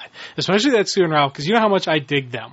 How much I really ate up Ronnie Identity was Crisis. On the Justice League with Barry. Okay. See, yeah. So, there's a These history are things that I don't know. I didn't know that, but I could see that was some great things just showing me the pain. And I could tell, of course, with the Sue and Ralph, why he was like, I got to know. Now, let's what talk happened. about Sue and Ralph for a minute here, because we've seen them since their deaths. Thank you. Yeah, we've seen the ghosts. As ghosts. So that is interesting that they were ghosts, though. They aren't alive. Yeah. So that becomes interesting. What is going on with Sue and Ralph as ghosts? Are we going to see any indication of that? Is that separate from this? I got a theory, but probably better to bring it up later in this episode. I got something, but you know when I'm going to bring it up. But I just figure keep with the flow of things going. Yeah. Well, I'm just bringing it up because we're talking about Sue and Ralph right now. Well, because they're right there. Okay. Well, I think the ghost is the soul of Sue and Ralph. Okay. And the Black Lantern incarnation of Sue and Ralph is not Sue and Ralph. That's just the body occupied by an outside entity. But now, here's the question, why do they need to have the heart then? Because they're pulling, they couldn't make, I'm guessing they couldn't make the Guardians into Black Lanterns because they don't have the emotional heart. Right. They didn't have a heart. That the rest of the people do. Well, they have a heart, but I'm guessing they don't have the emotional heart. They don't have that emotional, they've purged their emotions. So, are you saying that's not connected with the soul? Is that what you're thinking? I'm thinking it's like the heart is the vessel to get to the emotion and all that, but there's a separate entity, there's a separate life force, and that life force is the soul, and that's what we see with the ghost images. And I think we're gonna see Sue and Ralph's soul image fight their body. Mm-hmm. And what happens when you reunite the soul with the body? Will it be? Could we see Sue and Ralph come back? That's one of the things I'm thinking. I'm thinking we may get Sue and Ralph back after this. Okay. But because of their unique nature and because of their unique nature. Now, is that going to be a gateway for other people? For other people that get turned? I think if they're rising up as a Black Lantern, there's no way of coming back. But maybe if they're converted to a Black Lantern, maybe if that soul can somehow come back and get reunited with the body, maybe then we could see them come back. I don't know.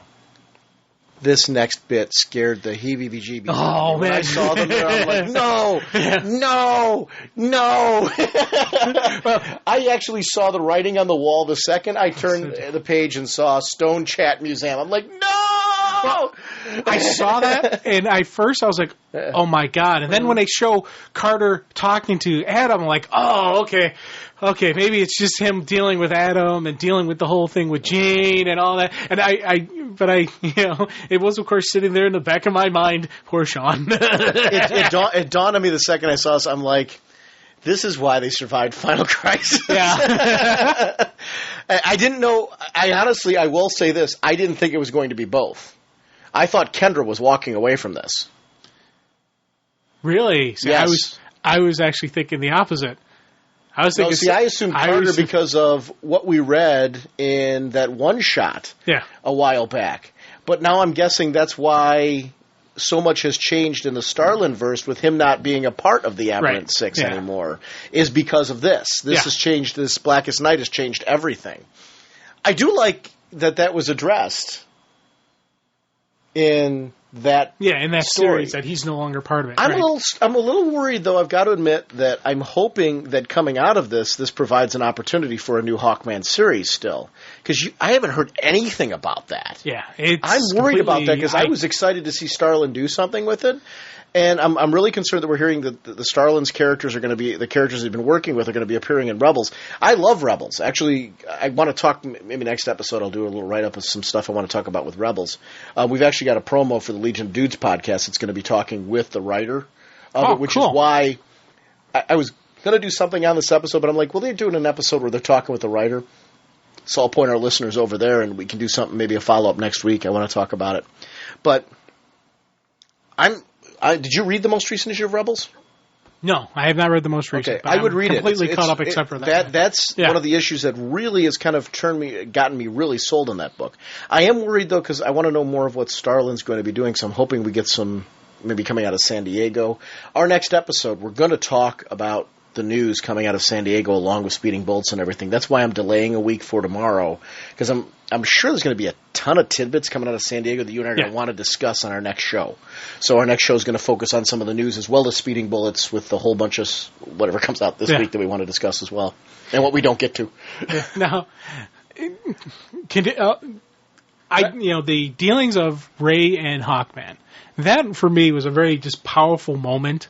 One, because Ray wanted to come through and he wanted to talk to his friend face to face, but Carter's like, no. And he's like, hey, pull the phone away from your ear so I can come over. And I thought that was just a very neat thing, that type of options are completely available to the Ray.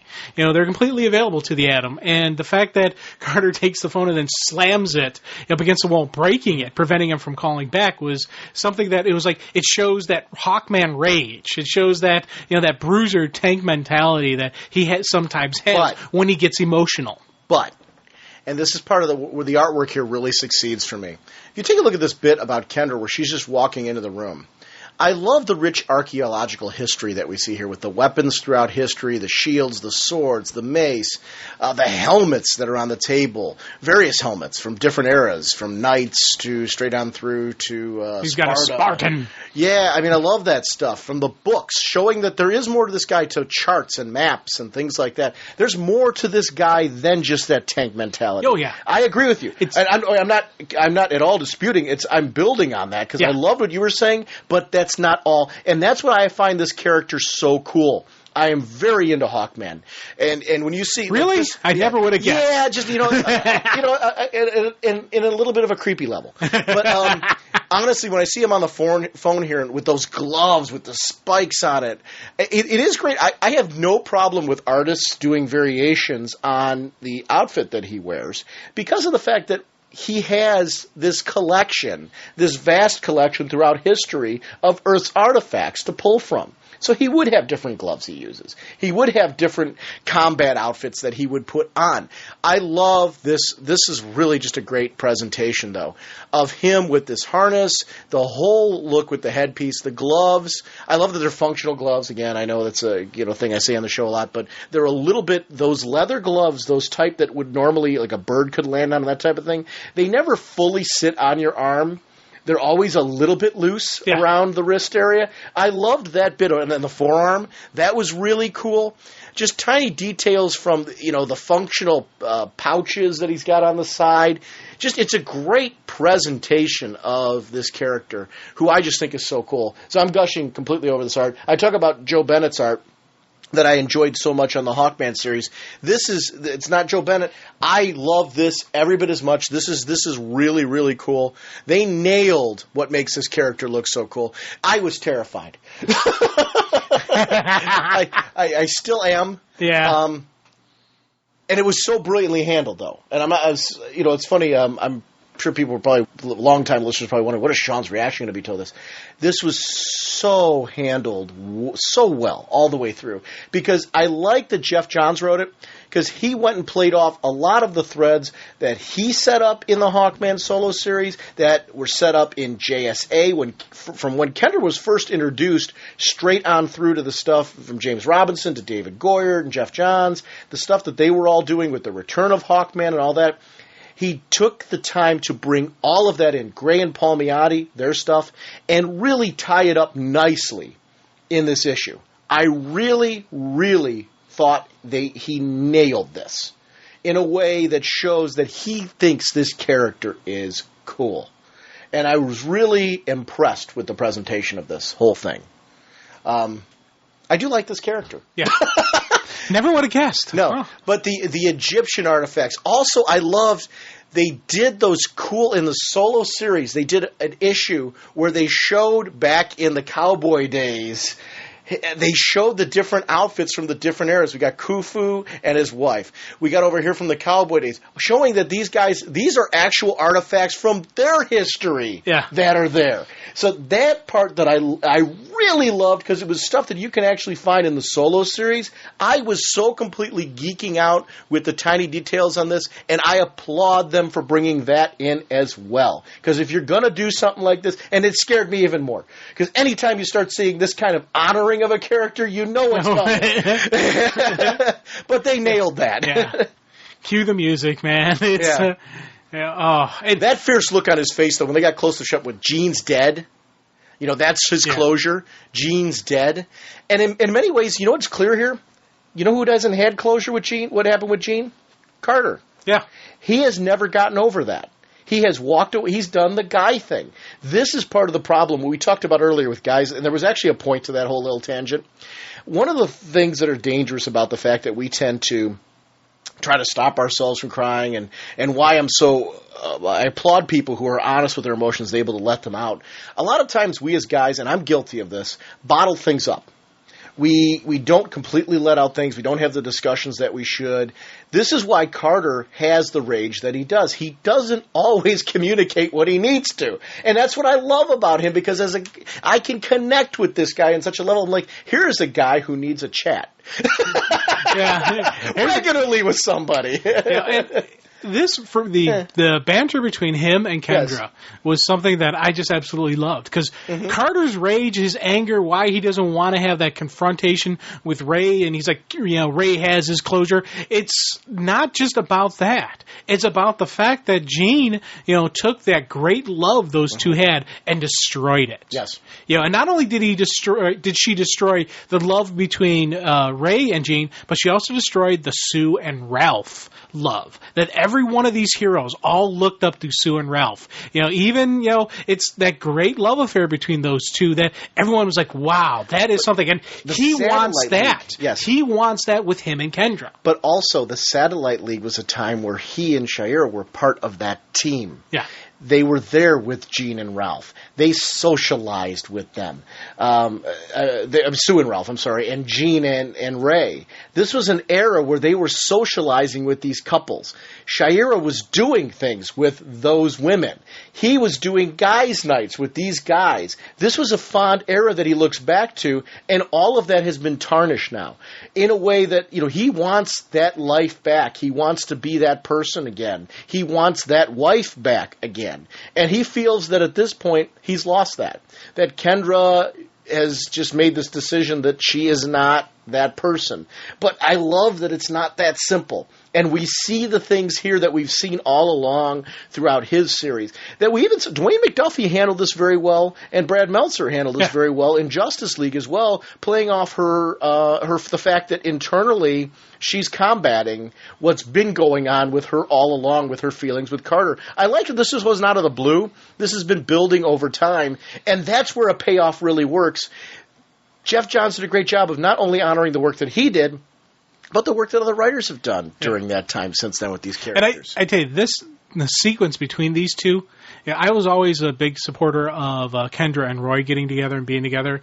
This sequence here made me want to see these two to get together. Yeah. This was because I was sitting there, I was like, man, he's just so gruff and so upfront. And she's like, hey, I don't want to be told that we're destined to be together. I want to know that we're in love with each other. And it was that whole thing. And I kind of laughed because it started getting me thinking about Beauty and the Beast. Mm-hmm. He's the overpowering gruff, thing who's really has this tender, emotional side to him. We start to see some of this tender emotion between the two of them when he takes off the hawk helmet and you see the man underneath the mask kind of coming out and opening up, and he's actually opening up to her a little bit. And I was just like, well, this is the Beast. This is the Beast. Yeah. She's connecting with him here on a very deep level. Yeah. And you know what? I have no doubt if there had been more time, she would have gotten him to contact Ray. Oh, God, yeah. If what happens, this logical discussion was going. You could see him giving. You could see him, and I don't want to say he's cracking. But he is. But it's not even giving away. He's accepting the emotion. He's releasing his. He's dropping his own wall that he put up around him. Mm-hmm. He's letting it out. She's not making him do anything. No, she's allowing him to open up, because part of the reason why he's so angry and so enraged, because he doesn't know what to do and how to handle the situation. She's helping him figure out what he really wants to do. I think he really does want to be there for his friend, but he's letting his rage and anger get in the way for that. And that is an interesting thing. He is really angry about all this, but deep down he also has this deep-rooted love and respect for Ray. There is a friendship there. Ray's like a brother to him. And ultimately, at the end, I do think he would be there for Ray. I do think so. I think that eventually a discussion with her would crack on some level. He would have gone to another phone, called it, and said, hey, Ray, come on over. Is what he would have done. He's angry because of what she did to Ray. Yeah. And what it made Ray. Because he got to see that. And that was such a... Seeing Ray on that desk was, for me, a really cool moment, because not only do we see the Jean Loring file, we also see, the book about Sue's death. You see all the different, and the guy's been studying this stuff. He's been looking it up, and he's been researching this thing, and it's, something that's, he's got to make peace with this. He's got to deal with it. And it was, he's the scientist. He's the logical man. He's got to, come to terms with it, because he really didn't when everything went down. Even when he came back, he still really didn't have that confrontation, that moment of peace, that you get when it's resolved, when it's addressed, when it's confronted. And that's what he was reaching for. And just when he's sitting there talking, Carter's talking to Kendra saying, she made the atom feel small. And you see him in a miniaturized version sitting on his desk, his head sunk down. I just like, oh, God, that is wow. But it's clear that, we saw that actually at the end of Identity Crisis, what happened with him. But one of the cool things, I love, first of all, the pictures on his desk. It's the one of the team that was in Identity Crisis that was actually an alternate cover. Yeah. And also, it's a Hawkman issue cover. The picture of him with... sitting on the Hawkman shoulder. That's a Hawkman cover? Yeah. Oh, cool. Very, very cool choices there. I love, though, that we see he's looking back all the way back to the divorce, the last will and testament. I have no doubt that the file underneath there is a further back file of her history. Oh, yeah. He's trying to look all the way back through and see what led to this. When? He's trying to make something logical that sometimes is illogical. He's trying to look for the pattern, trying to find what caused this. Also, he's trying to find the woman that he loved in that. He's trying to find, anytime like a great tragedy like this happens, the hard part is it's like, I fell in love with this person. Did I really know her? When did this happen? Did something cause this? Is this something I should have seen all along? There's a little bit of the guilt there. It's not survivor's guilt. It's, he just feels guilt in the sense that, did I ever know her at all? And, what happened there? Really, really interesting at this point. And that's something where, in his case, nobody can tell him that they understand what he's going through. Yeah. Because how can you? Every situation's different like that. I loved the power of this lone moment here, because he really is alone. And he's another one that just needed a friend to listen. Yeah. We talked about that earlier. Yeah, with Dick Grayson and Tempest. Where he didn't really need Dick Grayson to give him any sage advice. He needed him to listen. That's what Ray needed. Yeah, he needed Carter just to be there. Yeah, he did need him to go with him to that gravesite. That would have been, wow. Yeah. Oh. It wasn't about Gene, it was about him. Yeah. I like that. Barry talking with, again, about what happened what happened after Sue died, with Ralph, how Ralph died, and just how this overwhelms Barry. Yeah, there's been just a lot of pain that have happened in the superhero community, and I liked when he asked Hal about Carol, and he's like, well, we haven't been together for a while, it's better this way, but then we see Carol as a Star Sapphire, and I'm like, does Hal know she's a Star Sapphire? No. Okay, that's what I thought. He thinks she's still safe at Ferris. It does show something else, though. Even though he's with Cowgirl right now, he's avoiding Carol to keep her safe. Yeah. Which we've learned, this is the first time that Hal's really admitted in this run recently that he still deeply loves Carol. That was you can't admit it any deeper than that in that moment. That moment she's safe. He's staying away from her to keep her that safe. way. Yeah, that's an definitely interesting, a powerful, and definitely going to be what's going to happen when he finds out she's really not safe. Yeah, that's really interesting. But of course, that's before they can get into a deep conversation about that. Alfred calls in. Yeah, I do like that Alfred has these guys on speed dial. Well, it makes sense, and they know who Alfred is. It's a open communication. I like the look of panic on Alfred's face. He's like, Richard tried to argue with me. He warned me, and it was just like, oh man, this is a normally cool, calm, collected person who is dealing with something huge, emotional thing. This is his son who died, and he tried to honor recently. And he tried to honor his wishes, even though it probably, looking at it logically, it would have been better to put Bruce in the secured vault. Right. Definitely would have been, and then you keep the grave as a marking. But he's doing what he's always done for Bruce's entire life, is he's been there to support him, to honor his wishes. Yeah. When Bruce died, he made sure that all of the sons had the opportunities to get Bruce's message. He made sure that he was there to help what Bruce put into play happen with outsiders. We've seen that, he's completely went and traveled all over the world to put that team together. Yeah. This is a guy who's done nothing for the last few months since Bruce died, but honor his wishes. Yeah. So it totally fits consistency with who Alfred is. He's honoring Bruce's wishes to a fault. Yeah. And honestly, the only wish that he isn't honoring was his wish with Dick Grayson to keep Dick Grayson away from being Batman, only because he realizes that Dick is 100% correct, that in order to honor Bruce's goals for Gotham and what he worked for his entire life, that has to happen. There has to be a Batman.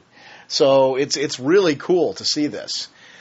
Now, on Oa, we start to see the War of Light has begun. And it was funny, when I was looking at this sequence, something dawned on me. The Guardians are really, just a bunch of little guys wearing red shirts with a white tunic over it. And I'm like, oh, a bunch of red shirts. The other thing that's really clear here, though, is look at the cold, detached way that we have failed. Yeah. They're completely cold and detached. There is no emotion. There's no smile. There's no sadness. There's no nothing. They're completely detached. They lack emotion. There is no emotional connection to any of this. And you think back to the history of the Guardians we've seen recently, we don't see them get happy when things happen. When their core succeeds in things, we don't see that. They have distanced themselves from emotions. Not distance themselves, like completely divorce themselves from it. And it's a real interesting thing to see here. Yeah, just as it's, erupting, they start just commenting on it, and they start to notice the great shadow that is coming across the universe, which is, of course, the black rings coming out, and it's that time for Scar to attack. And it was just, this to play out, the layout of what was going on with the Guardian, what was going on with Scar, the little subterfuge she was doing to just throw everything off and tweak it, push it the way she wanted it to go. And I ate that up. And this was just a final blow into the strike of, the grand master plan that whoever the master is, had for them.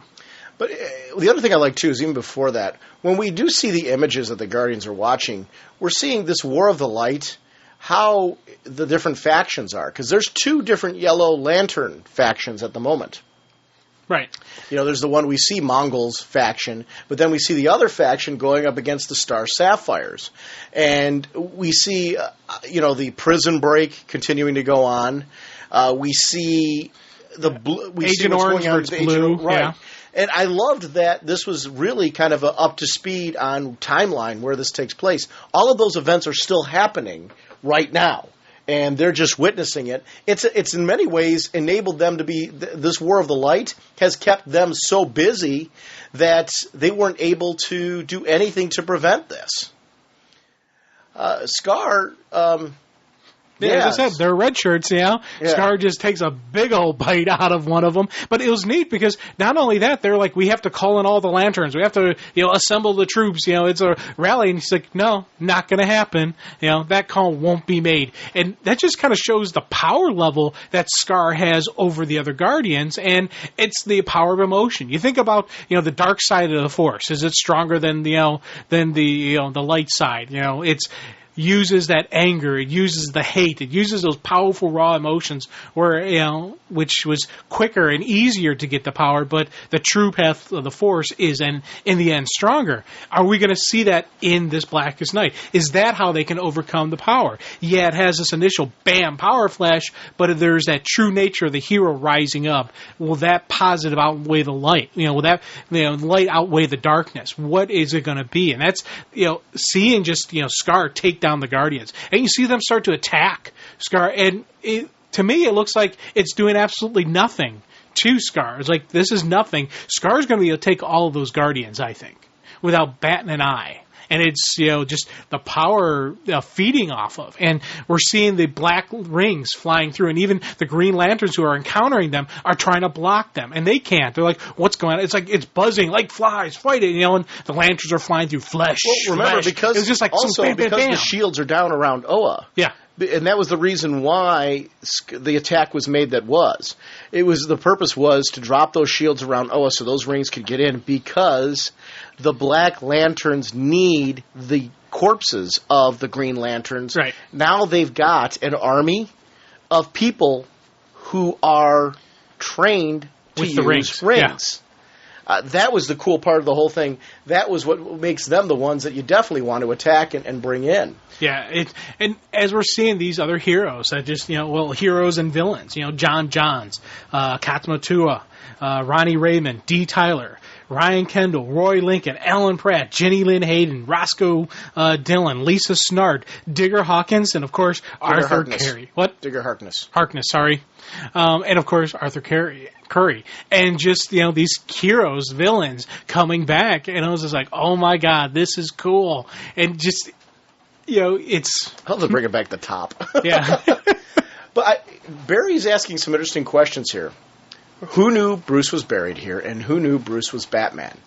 That becomes the interesting part of this whole thing. How deep does this go? And wow. Yeah. Well, if we're dealing with a Guardian, right. Guardian, I'm assuming, knows all of their secret identities. Guardian of the Universe knows everything, I'm assuming. Mm-hmm. But then, as you mentioned, just the return of all those other dead Green Lanterns coming back, and there's so many out there that I have no idea who these people are, but I know they're Lanterns. Well, a lot of these were a part of the Corps back when I read the Green Lantern Corps, the original Green Lantern Corps title. So it's interesting to see a lot of these characters. I'm like, wow, okay, I haven't seen some of these in years. I don't know all of them. I admit I don't know all of them. Yeah. But there's familiar faces that I'm seeing, and honestly, I'll tell you, I would be hard pressed to tell you the ones that I recognize them from their look, but I don't recognize their names. Like the little fly guy, I remember him. Just having seen him previously? Yeah. I remember seeing him I want to say he died in the Sinestro Corps War. The fly Green Lantern. Mm-hmm. I thought that's where he died, but I'm not sure, to be honest with you. I remember seeing, though, this little fly dude, who had a little power ring. I'm like, oh, that's kind of cool. But some of them died so much earlier than that. It's very cool. But, before we can even get anywhere with that, we see Hal and Barry. You shouldn't be back. Now, and I love this because this is our first real indication that the targeted people that were mentioned in the prequel, in the prelude to all this, are people who are back that shouldn't be. Because that was something that was discussed in the prequel. Yeah. That issue that you were talking about. They went through a list of names of people that shouldn't be back, and one of those people, was Barry Allen. Hal Jordan was one of those people as well. And that's why the Martian Manhunter, boy, does he look cool there. Yeah, it definitely got that freaky look going on, got the zombified look, zombified Martian Manhunter. He already was a little bit on the freaky side. Add to it the darkness, add to it just the Black Lantern costume, uniform. I was like, damn. It's a Black Lantern outfit, though, that is an amalgamation of his own outfit as well. And I love that it just looks very iconic and very cool. I like that. It was just really interesting. How do you deal with that, though? Your friend comes back from the dead, and in a world where you're used to people coming back, where that happens, how do you face him? Your first thought isn't, how can I take him down and extinguish him? Your first thought is, they're going to try to capture, I would assume, these Black Lanterns, and in a way where they don't hurt them. So that is, in many ways, going to be a weakness for them, I think, early on. Oh, yeah. Is going to be that they're not going to know how to face them. Maybe we can cure them. Maybe we can heal them. Maybe we can do something about it. Now, granted, if one of us were to die and the other one were to come back, our first reaction would be stake in the heart. But we don't live in a world like that. That's where I think this works so well is they'd be nuts not to play off of the fact that in this world it isn't uncommon for these people to have their loved ones come back. Ollie, Hal, Barry, how many, Clark, just Superman, that iconic Superman is back. Characters have just throughout their history come back. So I don't know. It's interesting. Oh. How you holding up? How you holding up, Sean? You okay? I'm fine now. I had my talk already. I did have to have. We had to talk you down. I did. It was the initial part. Now I'm dealing with it a little better. Yeah. It's hard witnessing this over and over again. Yeah. The build up to this was so good because I noticed like at first I thought like in that first shot where you see you're his best friend. I thought, well, why is Kendra going for weapons. Yeah. And then I started looking further, and it's the second you see the black ring, I'm like, oh, no. Yeah. And I did not have any... Oh, I had no idea who that it was going to be. I didn't either. It makes perfect sense, but... Considering, the friendship and everything that's been gone on with them. It's funny because one of the things I was like, when I'm watching this, Carter, when you see them, looking at Carter and it's the flashing of them and they got the red colored tones and all that. I at first thought he was kind of stepping through a teleporter. I'm like, he's going through a teleporter. Kendra, let him go. And that's why I actually was thinking maybe Carter would step through the teleporter, Kendra would stay, and Kendra was going to be the one. This is because the emotional war, the lantern war that is going on has allowed this opportunity as well. They are reading the Red Rage. Yeah. And that's emotions are running so crazy in the universe right now because of this war. They're seeing the same rage that the Red Lanterns would see at that point. And they're targeting that. Yeah, I know. I love that. I love that. It's very cool at the moment. The red coloring there and all that, it was like, oh, wow. They're giving us little clues as to what's happening here. And I really like that. Yeah, because you have Rage right next to it. But I love that he's doing the guy thing, too. Yeah. He's lashing out because, why are you here? You with the discussions that we've had, you won't admit that you love me because you don't, and she's made it pretty clear to him that can't happen, that's not happening between the two of them. But I love that I love that throughout this whole thing, they could have just, killed both of them. Yeah. They could have just done that. Instead, Jeff Johns in these pages took their whole relationship that's been going on and is now taking it full circle. And it's cool because they've had a rich history of doing this. The JSA Return of Hawkman, for that to have and to go through everything that they went through in the solo series to after the solo series, this relationship is ready for the revelations that are happening here. Nothing feels rushed. That's why this worked for me so well. Yeah. Why I'm not remotely angry about how it was handled. It's just the opposite. They took the appropriate amount of pages to really delve into the emotional struggle that she's been going through internally that we've seen on page. And really unleashing it right here and giving these two some nice closure together. And we really learn here that with Kendra, the whole time she's been in love with him. Yes. The whole time. Or it's built to that. She has been in love with. She is in love with him. Right. And it's because in the solo series it built to that as well, where she came to the revelation that wow, there's something more here, and it was more that she got to know him in that series again, and Kendra is falling in love with him. Kendra loves him now. She actually went through this. It's not because of destiny. It's because there is something about this man that she is attracted to. And I love that.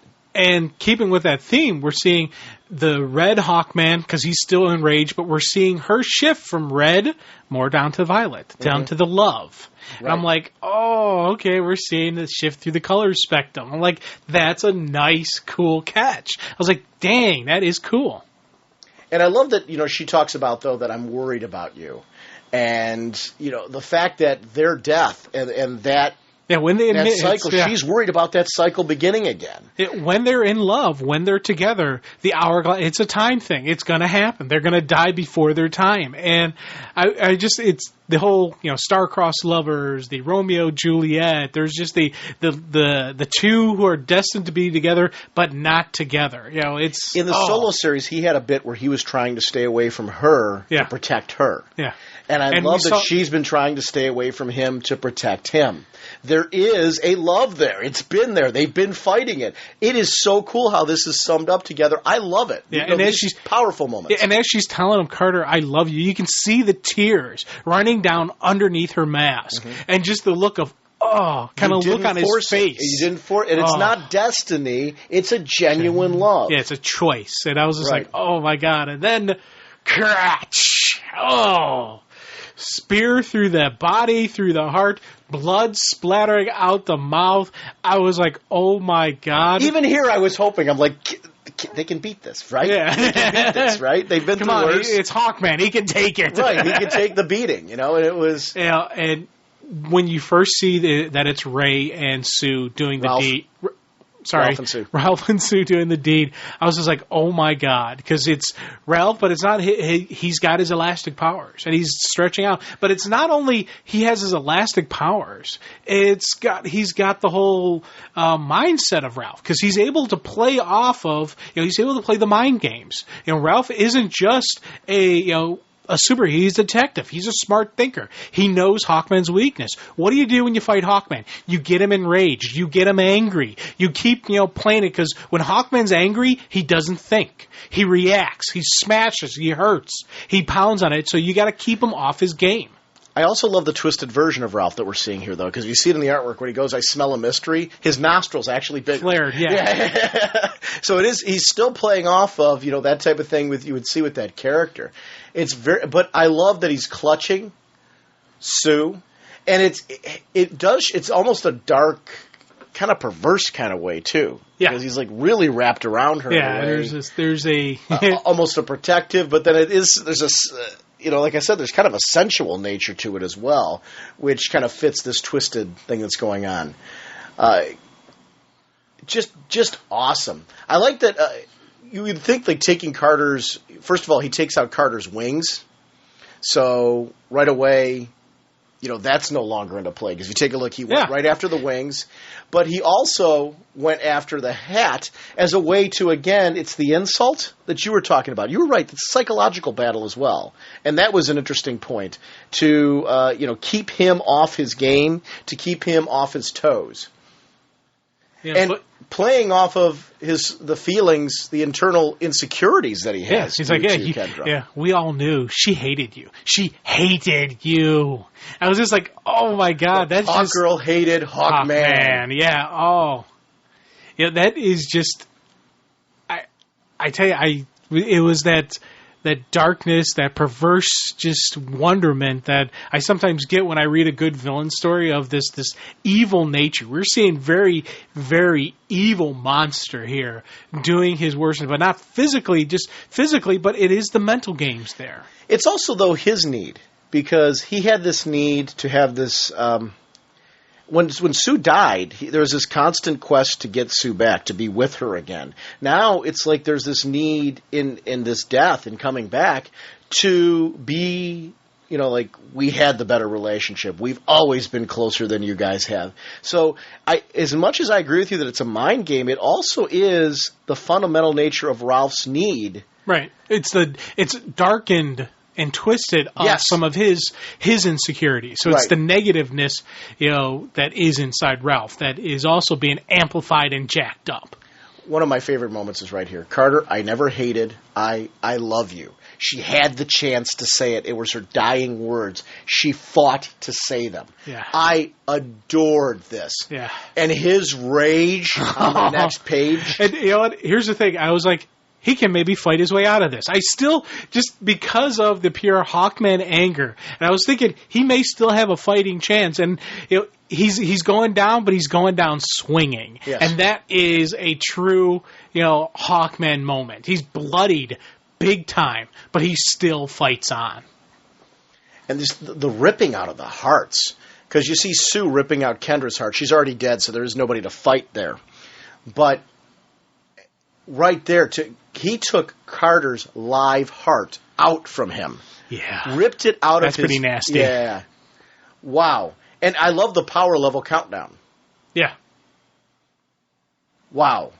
You won't escape death this time, and these two are obviously going to be the next Black Lanterns. Well, they show right there, their rings, right? Yeah, their rings coming to them. So and they're coming out of Bruce's skull. Which is Black conduit. Man's whole. Yeah, and it's one thing I do wonder with their death like this. That's the skull on the front cover. Yeah, I don't know why it just dawned on me now. Oh. I'm like this. I don't know. I'm being honest. I feel like such a doofus. Bruce's skull's the one on the cover that's spitting out the rings. Yeah, duh. But I'm just being honest. One of the things is that the key to becoming a Black Lantern? Is it you had to have died and come back, or can anybody? Well, no, because not everybody who's a Black Lantern right now has died and come back. But those are all dead bodies, right? But they're Black Lanterns. But okay, I'm thinking Ralph and Sue didn't die and come back. No, but they were dead when the Black Lantern rise. I mean, like, of the people who are currently alive after the Black Lantern has risen. We're gonna assume there's multiple levels. What I'm assuming is whoever this main player is offended that these people came back. Okay, so anybody who dies can become a Black Lantern. Okay. But the ones that are being targeted are ones that escaped death, and death wants them back. Okay, yeah. So I mean that's what's going on there. So no, it has nothing to do with they're targeted because of what happened. Okay, but that's not necessary to become a Black Lantern because I mean, look, we got tons of people. Well, no, I was thinking. Here's what I was thinking: that the ones coming out of Bruce's skull? the first round is anybody who's dead. Mm-hmm. Second round is anybody who's died and then come back to life. Those are the only ones eligible. I don't know. And then everybody else is just food. Right. Well, the question is how many of the rings have already been unleashed? Yeah. Do they have more? Do they have? Because the Earth 2 Superman is we know, and we haven't seen that. We haven't seen it, but we know he's coming. Right. And same thing with the Earth 2 Lois. I thought my understanding was she was going to be one as well. I don't know. But I don't know. I mean, that's interesting. I don't remember. I don't know.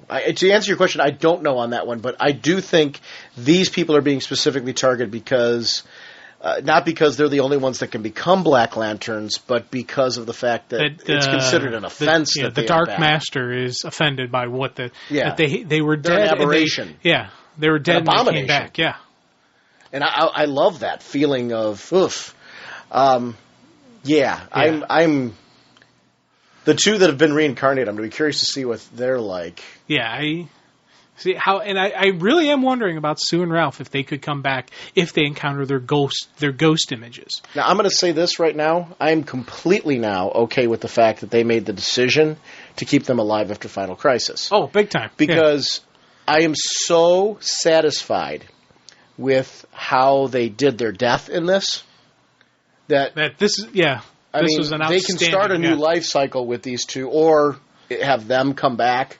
Yeah. But they did, for fans that have read them since JSA and the Return of Hawkman. And actually, I'll go back. Since the first issue of JSA where they introduced Kendra Saunders, they did a great job here of honoring that character in her rich journey and Carter's character in his rich journey. This was a good move. We also now know why they were unavailable to Dwayne McDuffie. Yeah. Because there was a big plan for these guys. Yeah. And it was a good move. It was honestly a good move. Yeah. Now, my question here is, and my only concern here with this happening is, what do these characters look like when they do come back? Which is why I'm kind of hoping we get Kendra and Carter back. Because they made Kendra into a very cool character. And I love Kendra. I mean, if they do her as Shire again, that's fine with me. I don't care. But there's qualities about Kendra that were a part of how this character changed and adapted that I do think need to be a part of whatever reincarnation they do. Because this was an incredible incarnation of these two characters. And I'm a huge fan of them. So I'm interested to see what goes from here. I'm interested to see them as Black Lanterns. Yeah. That's going to be fun. What is it going to be like when two reincarnated people? Is there going to be any? See, I guess I'm wondering: is there going to be a distinction? Is there going to be a levels to this? I don't know. That's what I'm wondering. What's it going to be like when Ray encounters Carter now, and Ray encounters Jean because she's coming back. Yeah. But now he's going to have to encounter both, and what is that going to look like? This was just. You said it yourself. You said, "Did this deliver?" Incredibly satisfying. Dude, this was the crack home run, that I was hoping it would be. And it gave me what I wanted. It has me so chomping at the bit for more. And the thing I liked is you thought that the death, initially reading this, I thought the death of Carter and Kendra was the big swerve. Mm-hmm. No. Seeing them rise up as Black Lanterns was I'm like, oh my God, I have the one oh my God moment, and now I have another oh my God moment. And I was just like, you Carter. You bastard! Yeah. I was like, I saw the second I saw that first image there, I'm like, it's getting towards the end of the book. I'm like, no! Because I knew there had to be somebody. Yeah. And I'm but it was very well done. Very well handled. You want to talk a little bit about this Blackest Night, Tales of the Core, which is a 3-issue miniseries, which is it's all this month. Yeah, it's boom, boom, boom, one week after another. So Which it is. It's the same amount of issues. It looks like we're going to be doing the same amount of issues every month tying into this. So this would be, like, next month it's going to be Blackest Night, Batman, Superman, and Titans. Is that the next three coming out? So we're going to have those same issues. But we're getting one of these a week, so we'll actually... we'll be getting them tomorrow in our boxes, issue number 2 of this. Yes. Yeah. So I'm excited to read this. I like that this looks like it's going to have 3 interconnecting covers. From the look of the cover up on the top, it looks like when you're done, we're going to have this big, huge image of the various cores. Yeah. I think I liked about this one, and it was one of those background extra story fleshing out who these different cores are. Because we already know who the Green Lantern Corps is. We already know who the Yellow Lantern Corps. We've already got a good image. We know what the Orange Lantern, he's a one-man corps. So we know him. We understand a good solid red, but we didn't, the Blue has some, gaps. That whole Indigo tribe that we don't know anything about. And then there's even some more fleshing out of the Yellow, Mongols core. So it's, for me, I liked this little extra stuff, some extra stories on the Lanterns. And this opening story with Saint Walker, I was like, oh my God, this is one of the things I first read, I was like, wow, and I had to read it a couple times to really get a good grasp, and there was just so much stuff going on in this that I was like, this is a cool story. This was something that I was like, I completely understood. Well, I don't want to even say I didn't completely, but I now have a much stronger grasp on exactly what is the nature of the Blue Lantern and why Hal couldn't really control it. Why Hal couldn't work with the green and the blue together. There's a different level of the Blue Lanterns that you have to maintain. We also know why St. Walker was chosen as a Blue Lantern, because what this poor guy went through in his life, he watched his whole family crumble around him and slowly die, yet he kept finding enough hope to keep going. Which was interesting, because, you think with the first initial deaths there, the death of his dad, you would have thought that would have been something that would have stopped him, but he continued his quest. And not only did it continue his quest, he's like, no, we have to have faith. All will be well.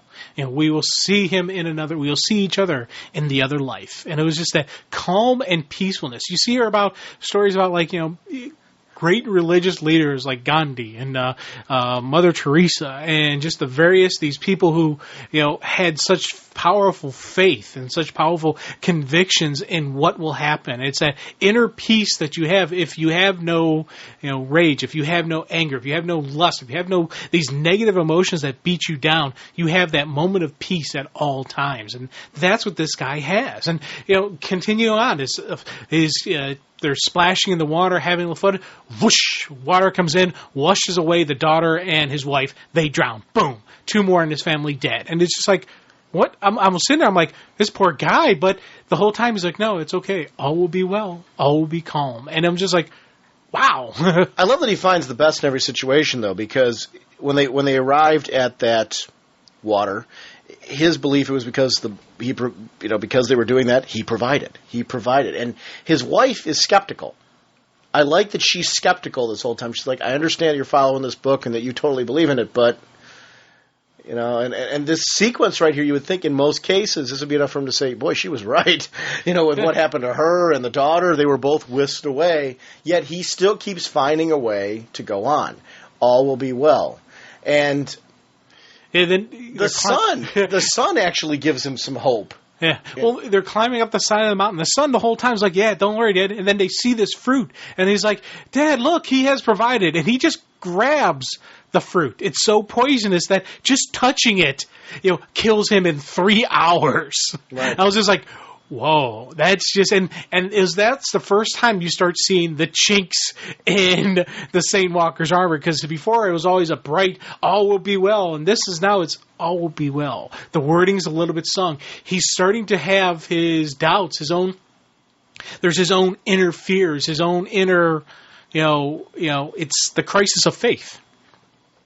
But yet, he still keeps going. When he arrives up there, even when he sees the blank slab, and that rage that he feels, it's almost like he feels again like he's validated by what happens there, because when he sees the mirror image. Well, that was the whole thing. It's, that's where he has his moment of doubt. He has his moment of, he finally admits, it's like, hey, what's going on here? You kind of has that you lied to me thing, but the rain comes down and he sees the reflection of himself and he knows, okay, this is the true Messiah. This is the path. It's not some outside being.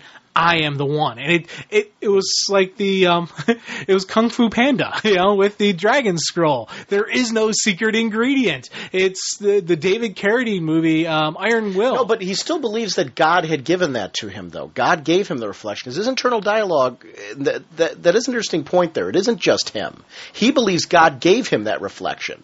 You're forgetting his dialogue towards the end there, that he believes, because he says right here, he says, I had gained but one thing to offer them as the riots continued, what God had given me, reflection. I spoke until someone listened. I kept speaking through the day and the night and the next night. And he keeps reading from the book. Live life every day as if it were the first and the last, for they are both a celebration. And when you face the end, face it together. And he did that with his family. He kept facing it with their ends with them. They were together at that end. He had that moment with his son. He had that moment with his wife. So, I mean, he did find... I misread that. Because I took it... never... He has that moment, I agree with you, on there where he's screaming out in rage. He's like, show me. And show God me the yelled Messiah. back. And he realized that he was the reflection was, that was in the Messiah was in him. I know. I'm the one that needs to go out there and speak on God's behalf. This is what my test. This is what I need to do. He found hope in that moment to continue on for God. So no, it isn't that... I admit, I misread that. Okay, that makes it even more powerful. He's come down here as a religious prophet, where he went through the darkest moments and found internal reflection in those moments. Because he had those moments together. He lived life to its fullest with his family. And he's trying to share that scripture with everybody else, because he did that towards the end. They all did this together. And yes, it didn't end well for them, but they lived that life that way, and he wants everyone to do that. And, if there's any regret that the guy has, he's probably like, geez, I wish I had done this more with my family. You all need to do this. Stop rioting. Do this.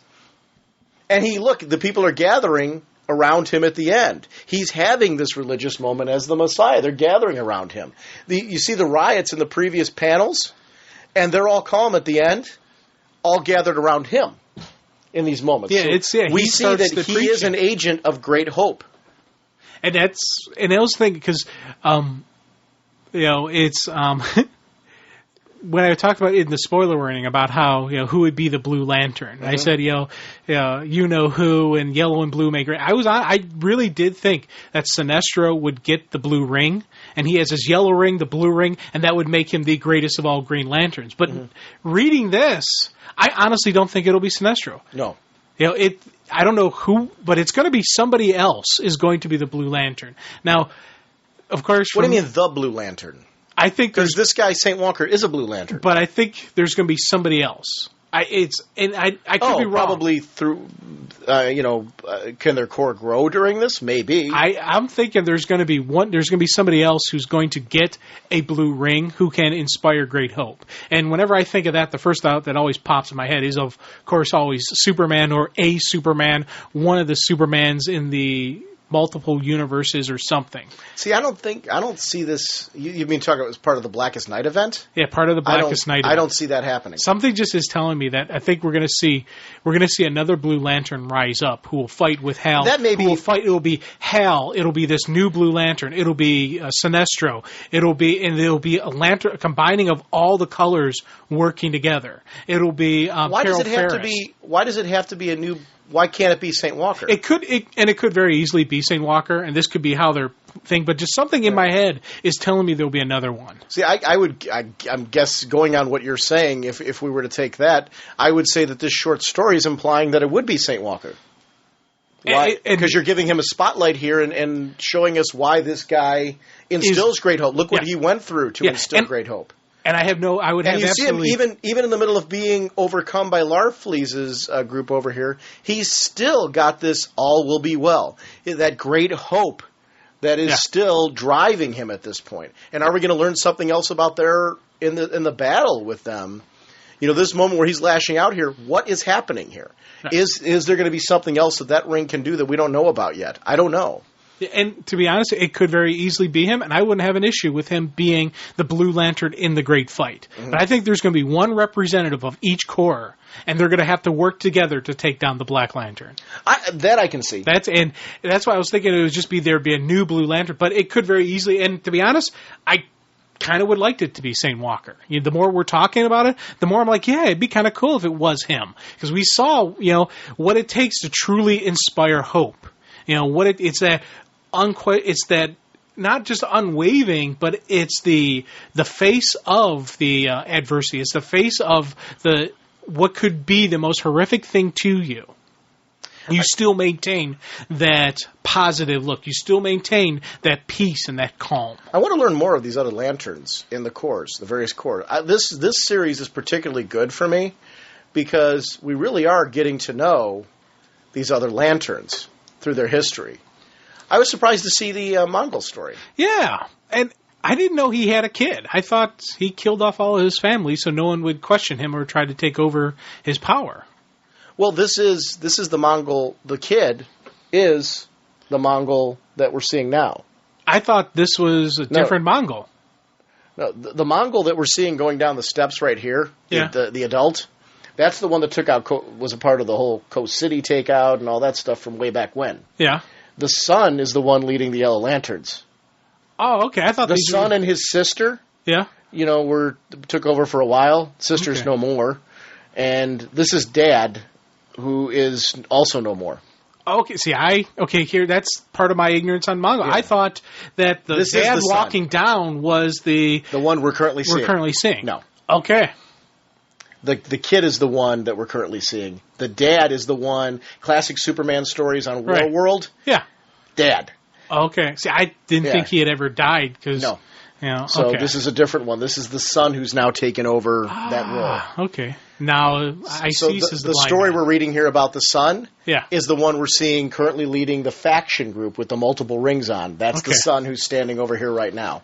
So that was an interesting one. And Peter Tomasi writing this one, and I liked the art changes. It was a good choice because to me it set a different tone to each story. Yeah. This is a little bit, the style is, I think, more fitting to the otherworldly nature, the kind of rough nature of Mongol's world. Yeah, of the war world, and just the fact that there's nobody else on the planet until those aliens crash land on it.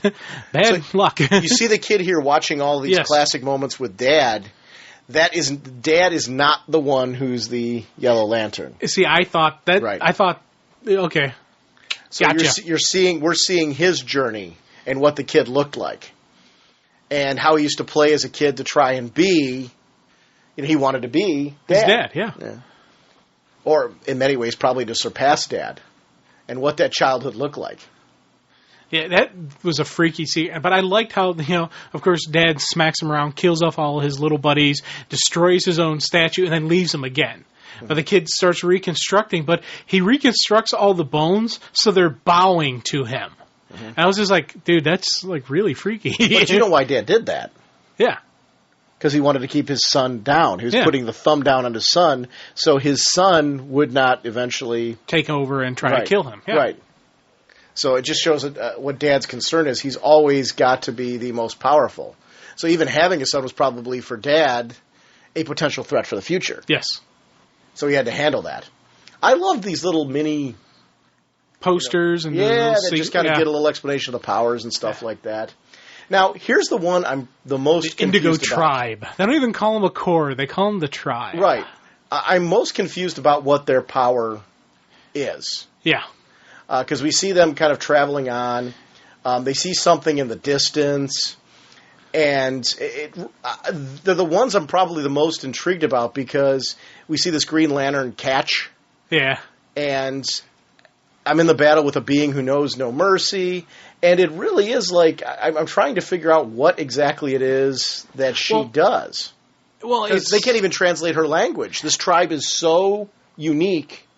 It's the compassion is their emotion. Okay. And he's suffering and slowly dying, so she, does the compassionate thing and basically puts him out of his misery. Mm-hmm. And it looks like she's able to use his own power, because you see the one mercy? where, to grant that compassion. Because you see when she's over him, you get that flash of willpower as the green energy is coming out. And then when the yellow lantern, strikes out of it, uses his own yellow power against him.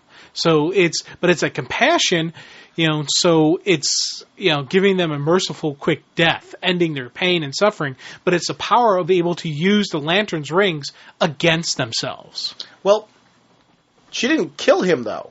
Look at him. He's flying away. He's not dead. I thought that she fried him up inside Where? the energy. That thing there, I thought that's Look him at him. frying. He's zipping out. He flew away. I don't see him dead. No, she didn't kill him. He got away. She used his power against him as a form of... You're right. I agree that he used power against him, but would a compassionate person kill when there was no need to? All she needed to do was scare him away. She used his own power to scare him away. She used their own powers in a way that would be compassionate. The more compassionate thing would do would just... What would you do to an it's animal? also... He's fear. He's fear, so it's... You scare Using him. fear against him? Fears against fear, so he would run. And they used will against the other one. Yeah, Yeah. so it's interesting. I don't know. I'm still confused as to the power. I don't know who they are. You're right. There's a compassion there, but I don't... Huh. It is using the power in a compassionate way, though, because if there was an animal or a beast coming at you, the compassionate thing to do would be to scare the animal off. I said put him down, but that's me. Yeah. Well, no, you're putting down one that's suffering. In this case, this guy wasn't suffering. This guy was going to come after them and kill them because that's in his nature. And in their case, the compassion thing would do to scare him off so he wouldn't harm them. But, so I don't know. I mean, it's interesting. I'm curious still to see more about this power because you're right. Clearly they use their power against them. So I'm curious to see what that looks like. I'm still... Because they even tell you power's unknown. So they're leaving it very vague at the moment. The tribe's very cool. Yeah. Very, very cool. And it's not rings, it's staffs, so yeah. Yeah. I like that there's nothing cookie cutter about all this.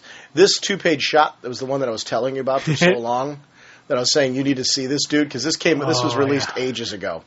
And this is the one where I'm like, when you see this, dude, you're going to know right away that Monkey just knows what he's doing. I know. And just nails everybody in the court. I completely stand corrected. This was just absolutely just wow. Yeah. And the anchor was Christian Almay, and it just seems it's a Randy Mayer on the colors. It really is a nice group that did this particular shot. But wow, this month we've got 2 more Tales of the Corps issues and another Green Lantern issue at the end 44. of the month. And then we've got Blackest Night next month, number 2. Blackest Night number 2. And it was Batman, Superman, and the Titans, and Green Lantern Corps as well. No Green Lantern Corps issue this month. Was there? Or is it not one? It's not part of Blackest Night? It wasn't. I don't think it was part of. Just kind of it was the riot. It was that's the riot, the and wrap-up of the jailbreak, and all riot. that. So it is kind of part of the whole Corps because that's where we see the shields coming down. But yeah. So, wow. This is really, really interesting. So... we won't get another one. Then there's another set of 3 minis after Batman, Superman, and Titans, but I don't know what they are. Yeah. I forget off the top of my head at the moment. But that'll take us through, those minis will take us through October. This is a huge event. That means we're still going to have, because it's 8 issues, right? Yeah. So we're going to have this November, December, January, February. This is going all the way to February. Nice. Nice. Yeah, I'm liking this event. It's very cool so far. So it delivered. There was nothing really that I felt wasted. The Tales of the Corps issue I thought was incredibly satisfying to get to know a little bit more. I like that there's still a mystery about the Indigo Lanterns. Because I still feel like I don't have a handle on it. Yeah, there's still going to be questions, and it's something that's going to get fleshed out as this goes on. And at the end of the Blackest Night, are we still going to have these multiple cores? My guess is yes. I think once the genie's out of the bottle, you can't put it back in. But will there be the Black Lanterns still? Will they be able to defeat the Black Lanterns? I don't know. And what will the core structure look like for all these core? Yeah. That, to me, is an interesting thing. Well, because it's right now, the Green Lantern Corps is really the only ones who have Guardian-type things. Right. But we're seeing Scar take down the Guardian, so maybe by the end of this thing, there won't be any Guardians anymore. Now, maybe they'll just be the core, and there'll be the hierarchy within the core. They have their own hierarchy already, so who knows? Or will the Guardians somehow see a different way, the ones that are surviving? Yeah. What will Scar be like when this is all over? I don't know. Because Scar's kind of a tragic story. Yeah. You know, kind of a victim of everything that's been going on around her. I don't know. This is breath. You know, for as cool as the Sinestro Corps War was, this is like taking it up a notch. Yeah. And that was just brilliant. I know. Because remember when we did that, the first issue of that, we ran and did like a special episode right away just because we wanted to pump that on out there. And I knew we'd want to do something with this one. And it's so great, all the build-up to this, to having it deliver on this level. Remember how I think it was last episode, we were talking about how we're ordering less hardcovers and we're looking more concerned, because we're both doing that after reading Blackest Night. Oh, yeah, this one will be. I went back and I'm picking up the hardcovers of the Rage of all the build-up ones as well. Oh, are you really? I want the full Blackest Night story in hardcover. Wow, so the Rage of the Red Lantern. Rage of the Red Lantern. Wow. All that. It's any of this stuff that's building up to it. I don't know if I'm doing that, but I'm doing it because this, and then when this comes out, I want the full, complete set in hardcover. It's going to look so beautiful in that. Yeah. And you're right, the artwork was really sharp as well through the whole thing. So this issue convinced me I'm going to do that. It is funny how our roles have kind of changed a little bit. I know. Because usually it was me doing that with you, and you were like, la, la, la, la, la, I can't listen to you. Now I'm like sitting here, I'm like, I can't listen to you. La, la, la, la. Cause, you really are becoming a bad influence on me as well, because I'm really thinking the same thing now. Yeah. Because you're right, it was a great... It was this that did it for me. It was this right here. And I said, when I said at the beginning of this that the first thought was I wanted to talk to you about, I wanted to talk to somebody about this. You know? I was just like, so, yay! I preferred it when you were saying you wanted to talk to me specifically instead of just somebody. Well, when I couldn't talk to you about it, I had to talk to somebody. Yeah, so, and really, you better you better watch my emotions at the moment, because after what just happened to Hawkman, I'm a little unbalanced. Yeah, I'm trying to get the mace away from you. Yeah, because it's clunk. Well, I still got that hammer in this room. That was great. Can Batman escape? One hint: the worst is yet to come. It's funny, I had so many notes. One of the things, I want to do a segment on the Final Crisis Aftermath series. Yeah. We actually had an interview with Freddie Williams that we lost it. The hard drive crashed, and I was like, you got to be kidding me. We had a wonderful 3.5-hour interview with him. I was able to, because he's at the San Diego Comic-Con right now and then heading to Wizard World Chicago.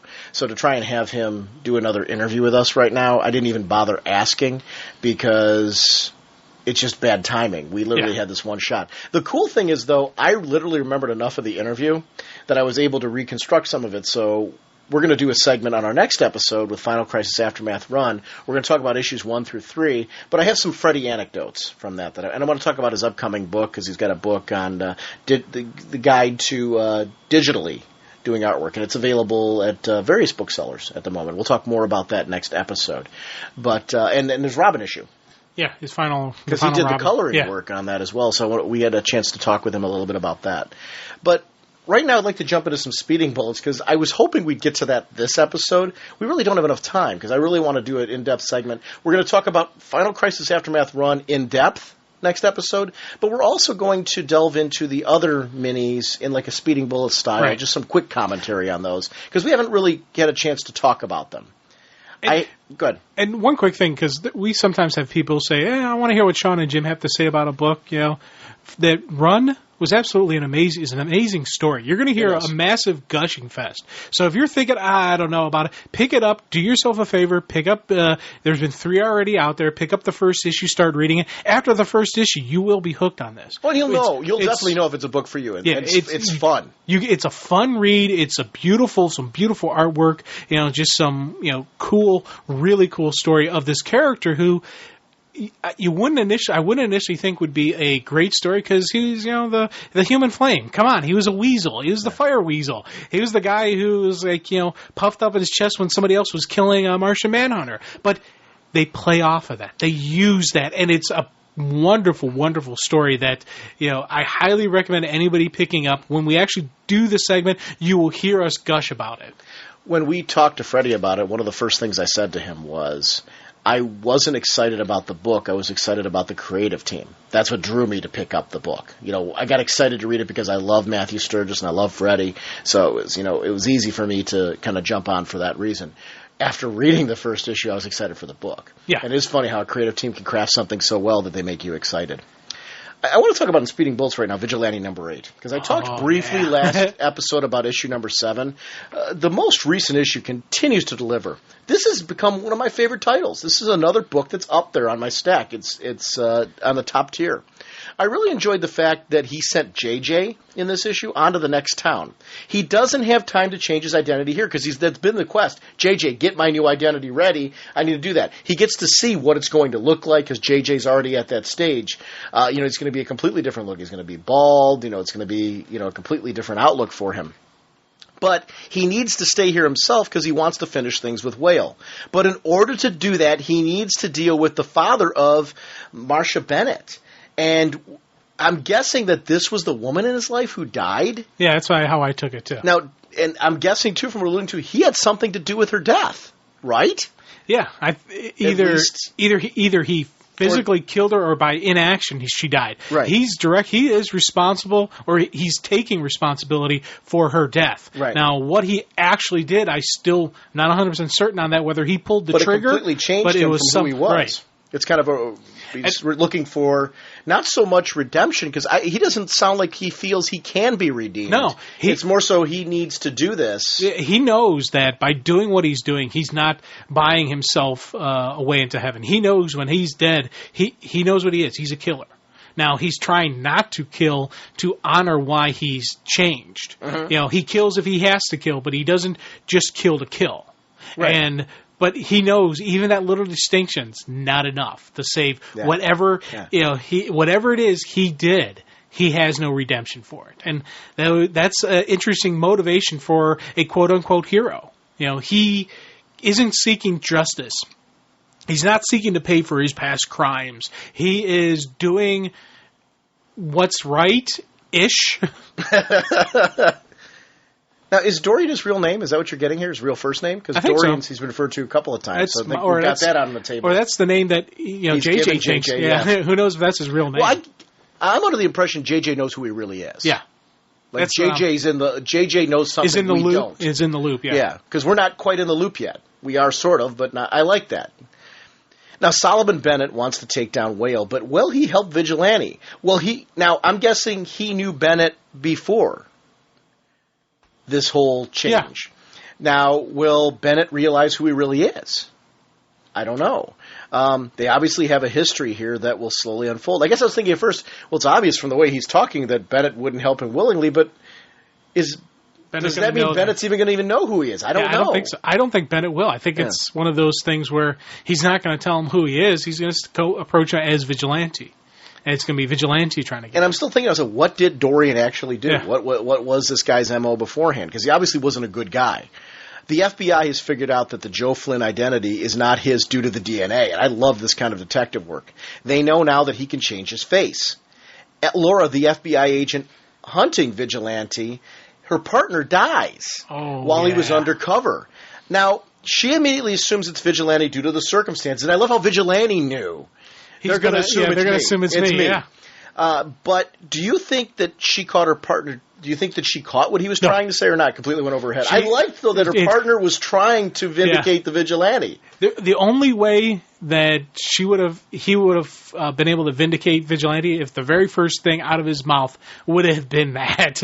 Yeah. But I did like that he was trying to clear the guy's name. And it was just, he died, because obviously he didn't want his real killer. Yeah, he wants his and even Vigilante. If Vigilante tries to tell her, "Hey, it wasn't me," she's not going to believe him.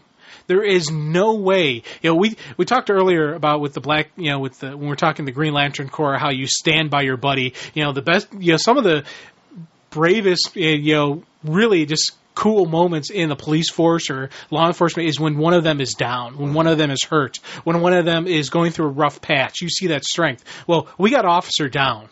It's it. The gloves are off. There is no place in the world this man will be able to hide from them. This is not just local PD going after a cop killer. No.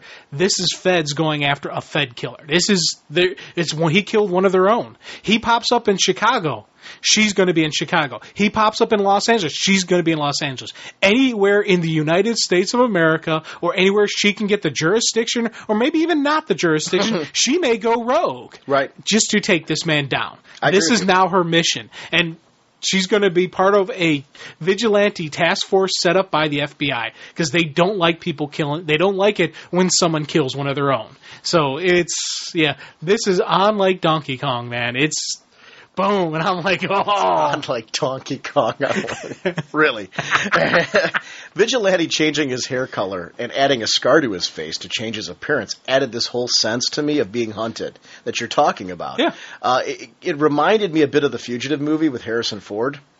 Whale's crew wants him dead. The FBI wants to capture him, and yet he still won't leave until the job is finished. So there is this intensity to the whole thing I really like. I'm loving this book. It's visually gritty, and the story matches, and I highly recommend checking this out for people who haven't. You can really grab one issue of this and make a decision whether or not it's the book for you. You got like issue 8, you can jump onto this one. I think they fill you in enough with what's going on at the moment that you can grab this one and decide it's for you. And if you like it, you're going to go back and grab the rest of the issues anyway, because it's cool.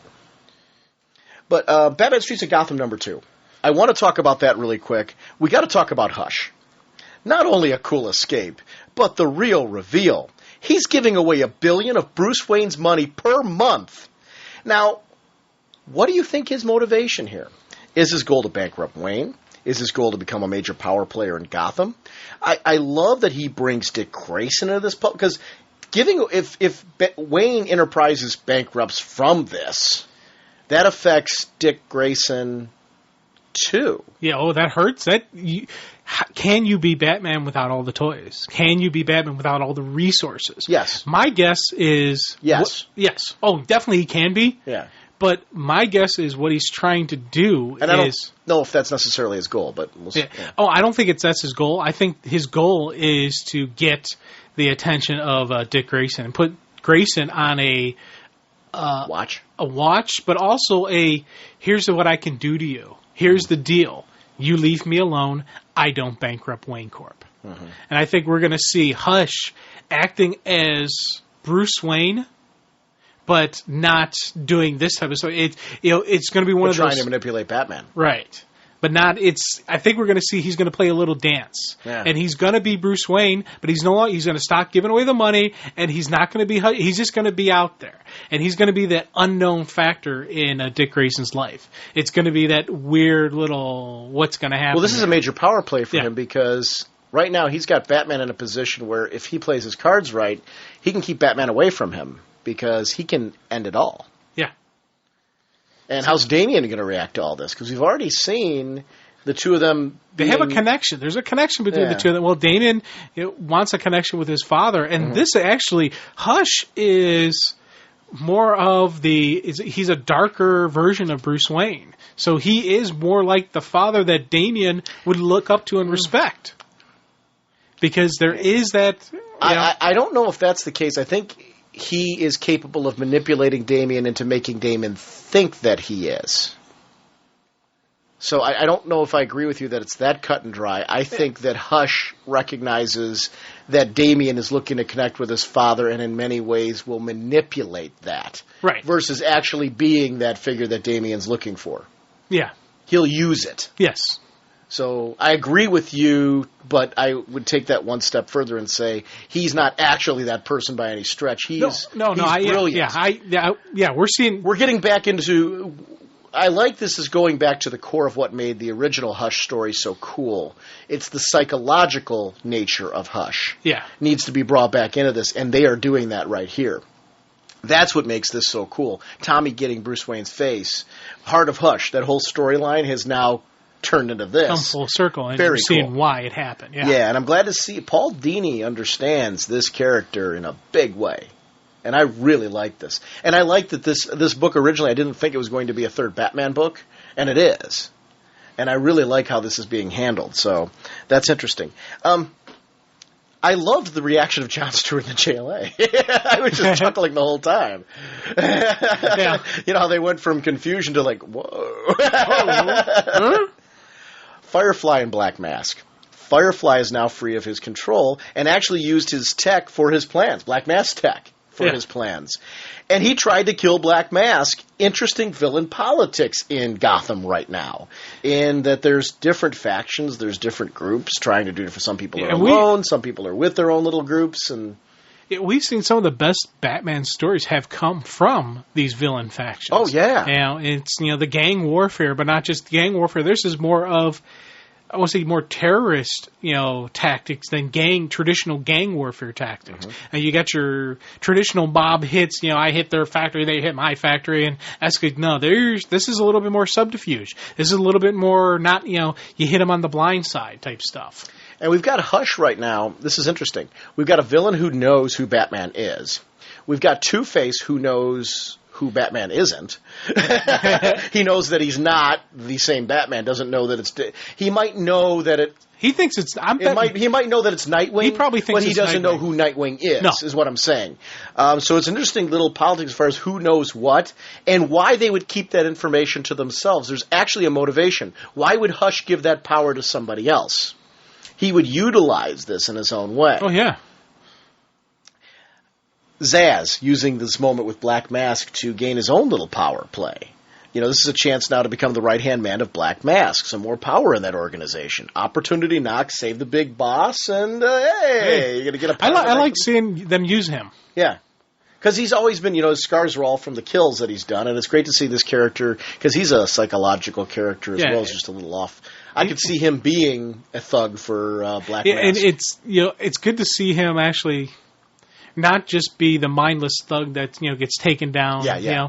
They're showing that he's been around for a while. He does know the game. Oh, he knows the game, and it's you can't be a villain in Gotham and survive as long as he has without having some type of skills. Right.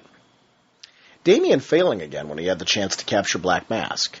He still can't accept his own inexperience, though, and I liked that bit. And I liked how Alfred admitted his own mistakes with Hush in order to, with Hush faked being on fire, and Alfred fell for it, and for Alfred that had to be very hard to accept, but I liked that he admitted that as a way to give some encouragement to Damian. He's still trying to connect with this kid, and Damian's not biting. No.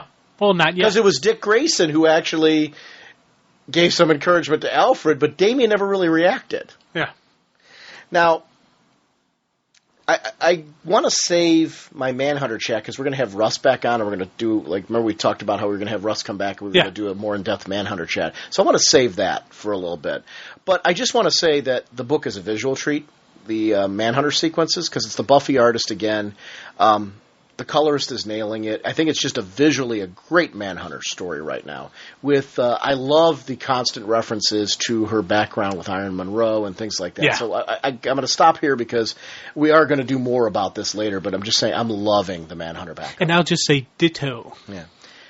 Action Comics 879. I think we would be remiss if we didn't finally talk about...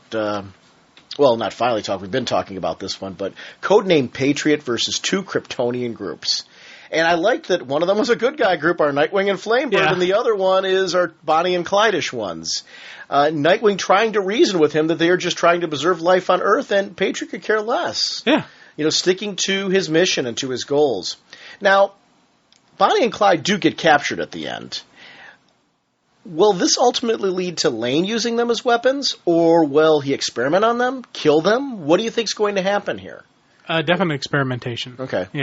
He's got his hands on Kryptonians. So you do what you can, figure out what you can, see if you can make clones off of them, what you can do. You do what you can. This is right here. He's got a great weapon. He's got a tool. I don't think he's going to just flat out kill them. He's going to contain them. Probably use them maybe to perfect what he was trying to do with his daughter? Yeah. Definitely, if he can figure out a way to make everybody as powerful as Kryptonians, or everybody in his army as powerful as Kryptonians. I don't think he'd want everybody on Earth that powerful. But he wants his army. Control, right. Now, Flamebird, what's inside her? Because did you catch that?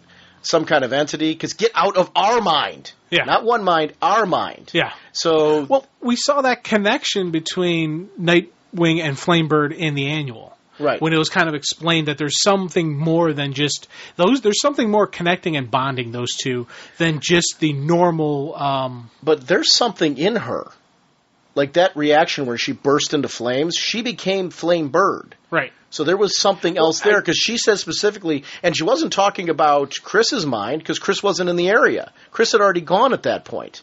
No, when Codename Patriot was exploring her mind, she said, get out of our mind. Yeah, I think the connection between the two of them is entity? Each one of them has a separate entity into them. Okay. And that's the entities that we're connecting. This is their vessel. That's their connection. And that's, I think, in each one of them. So we're learning more about the history of Nightwing and Flamebird here, right. that there actually are entities there. And so it is interesting that one of them will have to die saving the other. Yeah. And which I'm guessing Chris, right? I'm thinking Chris. Yeah. I don't think they're going to keep him around. I don't either. That's kind of my take. Yeah. I like Chris a lot, too. I love the shot of the two of them flying off without helmets, because their helmets have been crushed during battle. Yeah. There was something iconic in Superman about that, and it was great how much Clark influenced there, because part of the reason why the villains got away to be captured by Lane was because Chris made the decision, rather than going after the Kryptonians, to protect the people of Earth in that segment. And we've seen that he's willing to do that. Is a little bit less powerful. He would have held that there, even if it meant him being crushed underneath, to let them live. I firmly believe that about him. And I like that we're getting to the core of who this character is and how much he was influenced by Clark. He is, Chris Kent. Mm-hmm. He's of the... if he had this... I think does he even go by the House of L? No. He's Chris Kent. So he doesn't even acknowledge the House of L. I thought, you know how like Zod calls him Zod Lore? No, he refers to himself as Chris Kent. Okay. That's who he sees himself as. He's never... acknowledged the Kryptonian side of him. Because when he was with Clark and Lois, that was never an acknowledgement. Okay. They never acknowledged him as a member of the House of L. No, back in that story, Last Son, he was always referred to as Chris Kent. They never explored the Kryptonian heritage because Clark wasn't raised with the Kryptonian heritage. Right. So he instilled the values of Jonathan and Martha Kent. Yeah. This was his son in the way that he was their son. Yeah. Because remember, he was trying to adopt Chris the way that he was adopted by his parents. So it was all about using that rich... Yeah, the Kansas upbringing, not the... Which is what Chris is reacting. Right. Now, where are you... I would love to see Chris live and stick around. Yeah, I would love that as well. I'd love to see him around, and it's not going to happen. There's no way he's living. Yeah. I hope I'm wrong. I would love to see them find a way to make it work. Yeah, so do I. And I'd like to see those two together and just a nice, happy ending for the two of them. But I would too. I don't see it happening. It's one of those things where it's got, the writing is so written brightly on the wall that here's the sacrifice. And Lois and Mon-El, she's figuring things out, post the death of her sister, checking the body. Yeah. And she's the investigative reporter. She's not just going to take one word. She's got to know and realize and figure out. But Lois knows how far it goes when the injuries even seem legit, because there's that injury on the hand or the wrist or whatever it was, and it makes sense that he assumed Superman might look, so she assumes that as well, and goes to the teeth, which were the giveaway. Yeah. This body had the wisdom teeth still there. She knows Dad had them removed. She knows he's alive. Yeah. I loved that. You talk about this shows how good of a reporter she is. She doesn't stop on the surface. She digs as deep as you possibly can go. Everything she knows, Sam Lane's alive. And it was Lucy, this whole situation with Lucy. And I like how it spins out of what we saw in that great Supergirl issue. It was Lucy's death that made her start questioning things. Yeah. So it was cool. I got to talk about the Captain Atom backup, which is why I really wanted to talk about this issue. Cafu on art with Santiago Arcus on colors. Where's he at?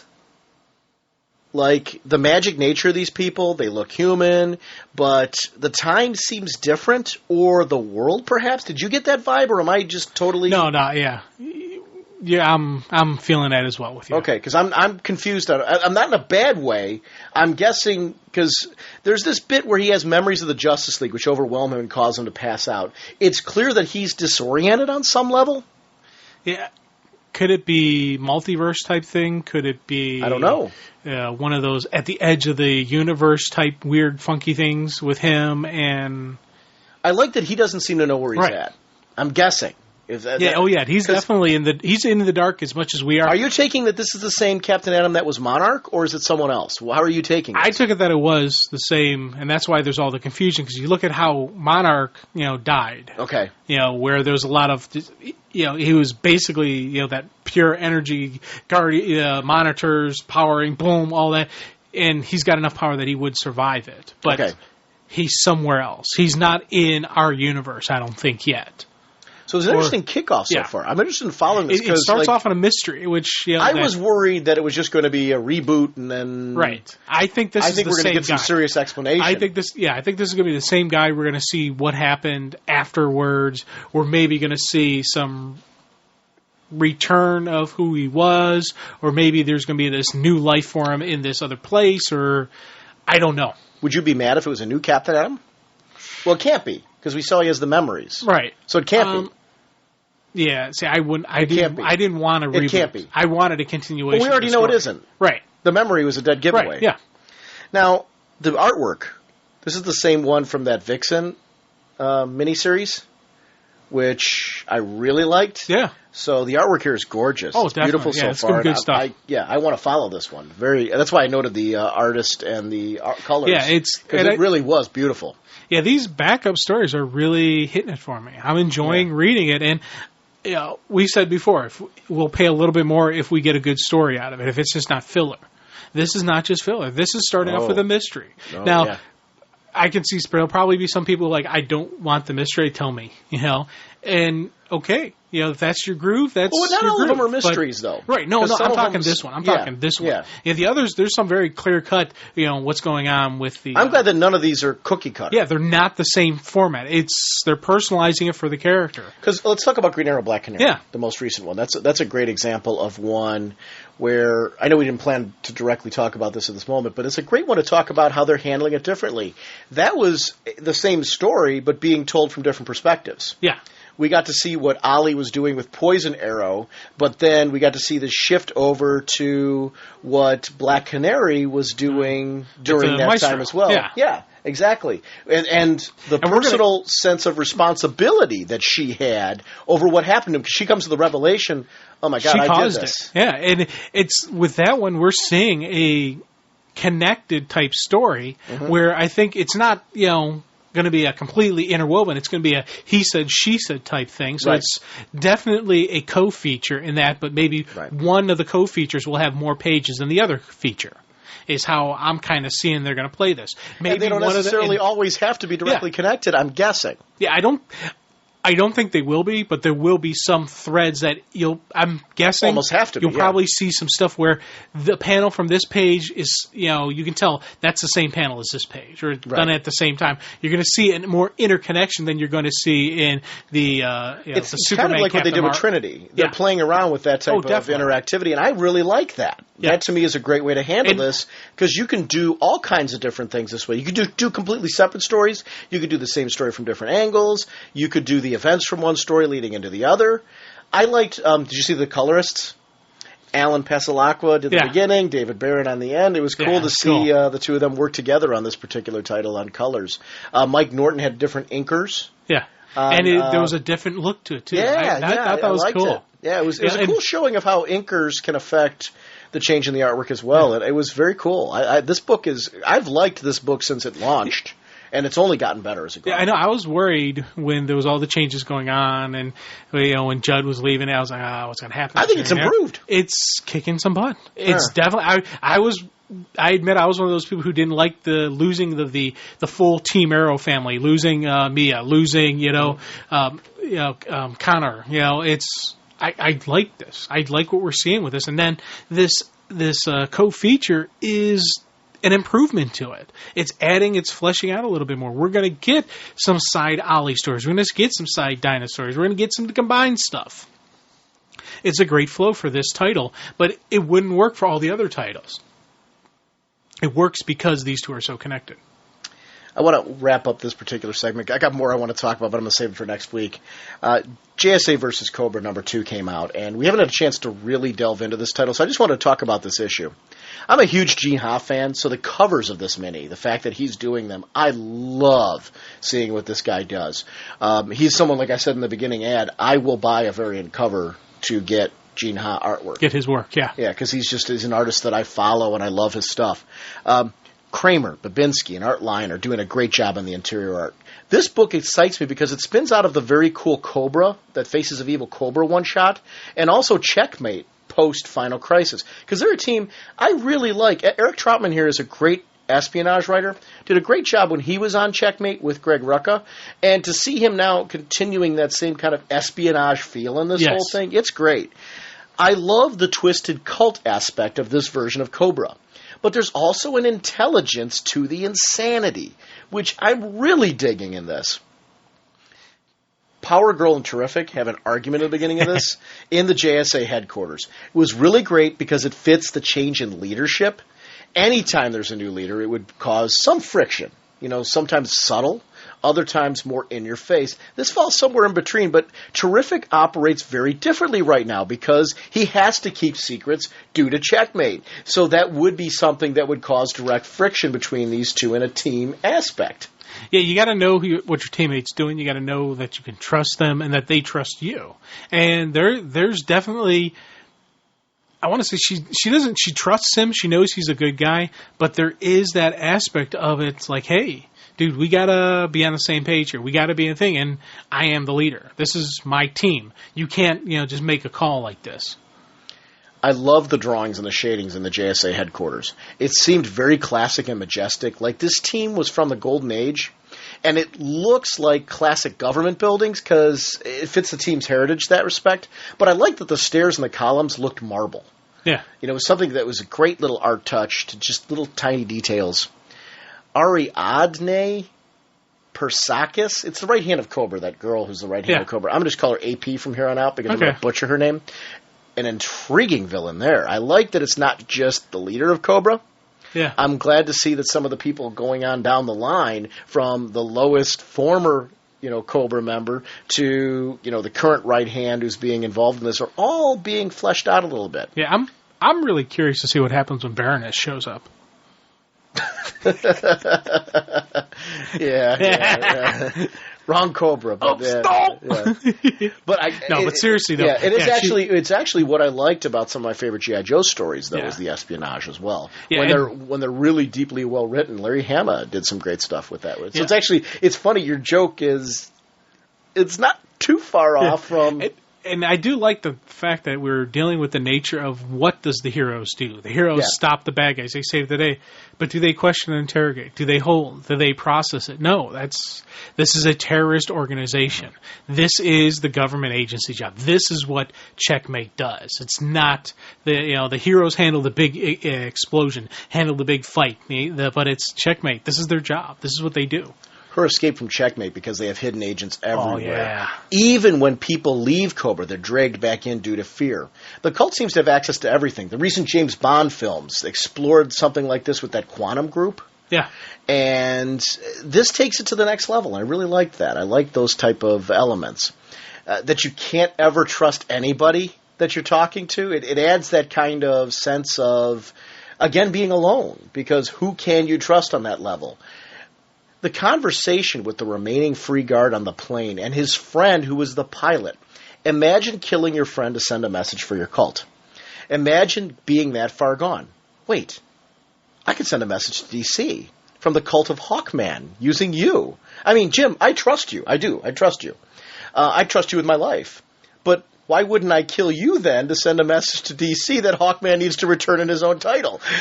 Okay, I'm eyeballing the door right now because you had a little serious look on your face there. Not that I'm overthinking this or anything, but... And how scary is that? I was thinking almost the exact same thing. I'm like, how can I tie this in? How can I... And you'll beat me to the punch. I'm a big fan of crime scene analysis. The whole arrival of Alan, Michael, and Power Girl on the scene and the disgust over what happened, visually fantastic.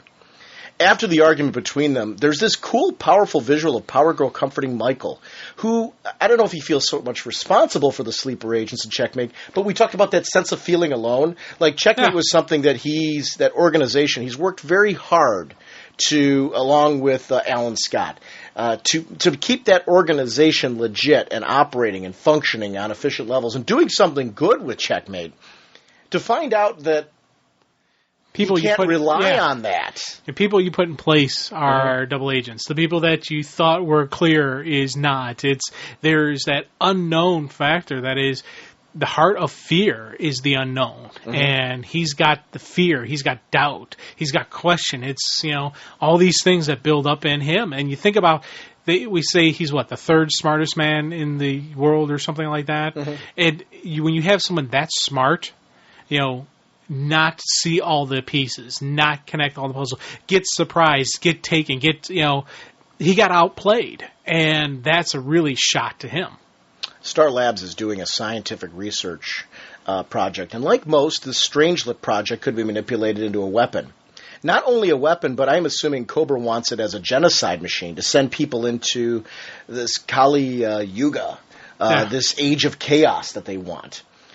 Jim, I think we both bumped into someone and went through this Strangelet process. I'm convinced we are no longer normal matter, but definitely strange matter. Yeah, maybe. Yeah, I can see that. The sequence with Hawthorne was my favorite because it showed us a man who, I believe, walked away from Kobra, but fear forced him to take the bomb and act for them. Fear and intimidation of this cult is shown to be very real.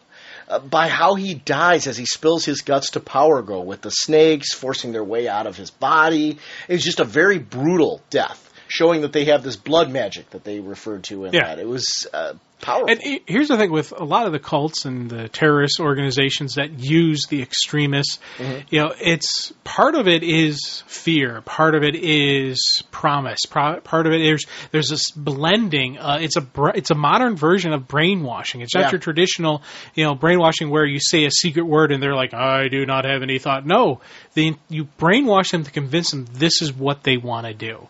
With a lot of the suicide bombers for the Arab terrorists that we see. A lot of them, they say it's, the big joke is, promise all the 70 virgins when they die, but it's not really that specific that they're promised. They're promised if you die for the cause, if you die for God, if you die for Allah, you will get your heart's desired. You will get every single thing you want, boom, instantly, because you acted for, God. You did this, is this ultimate expression of, your love, of your devotion, of your whole being into this belief. And that's a very common thread in cults, in extreme situations.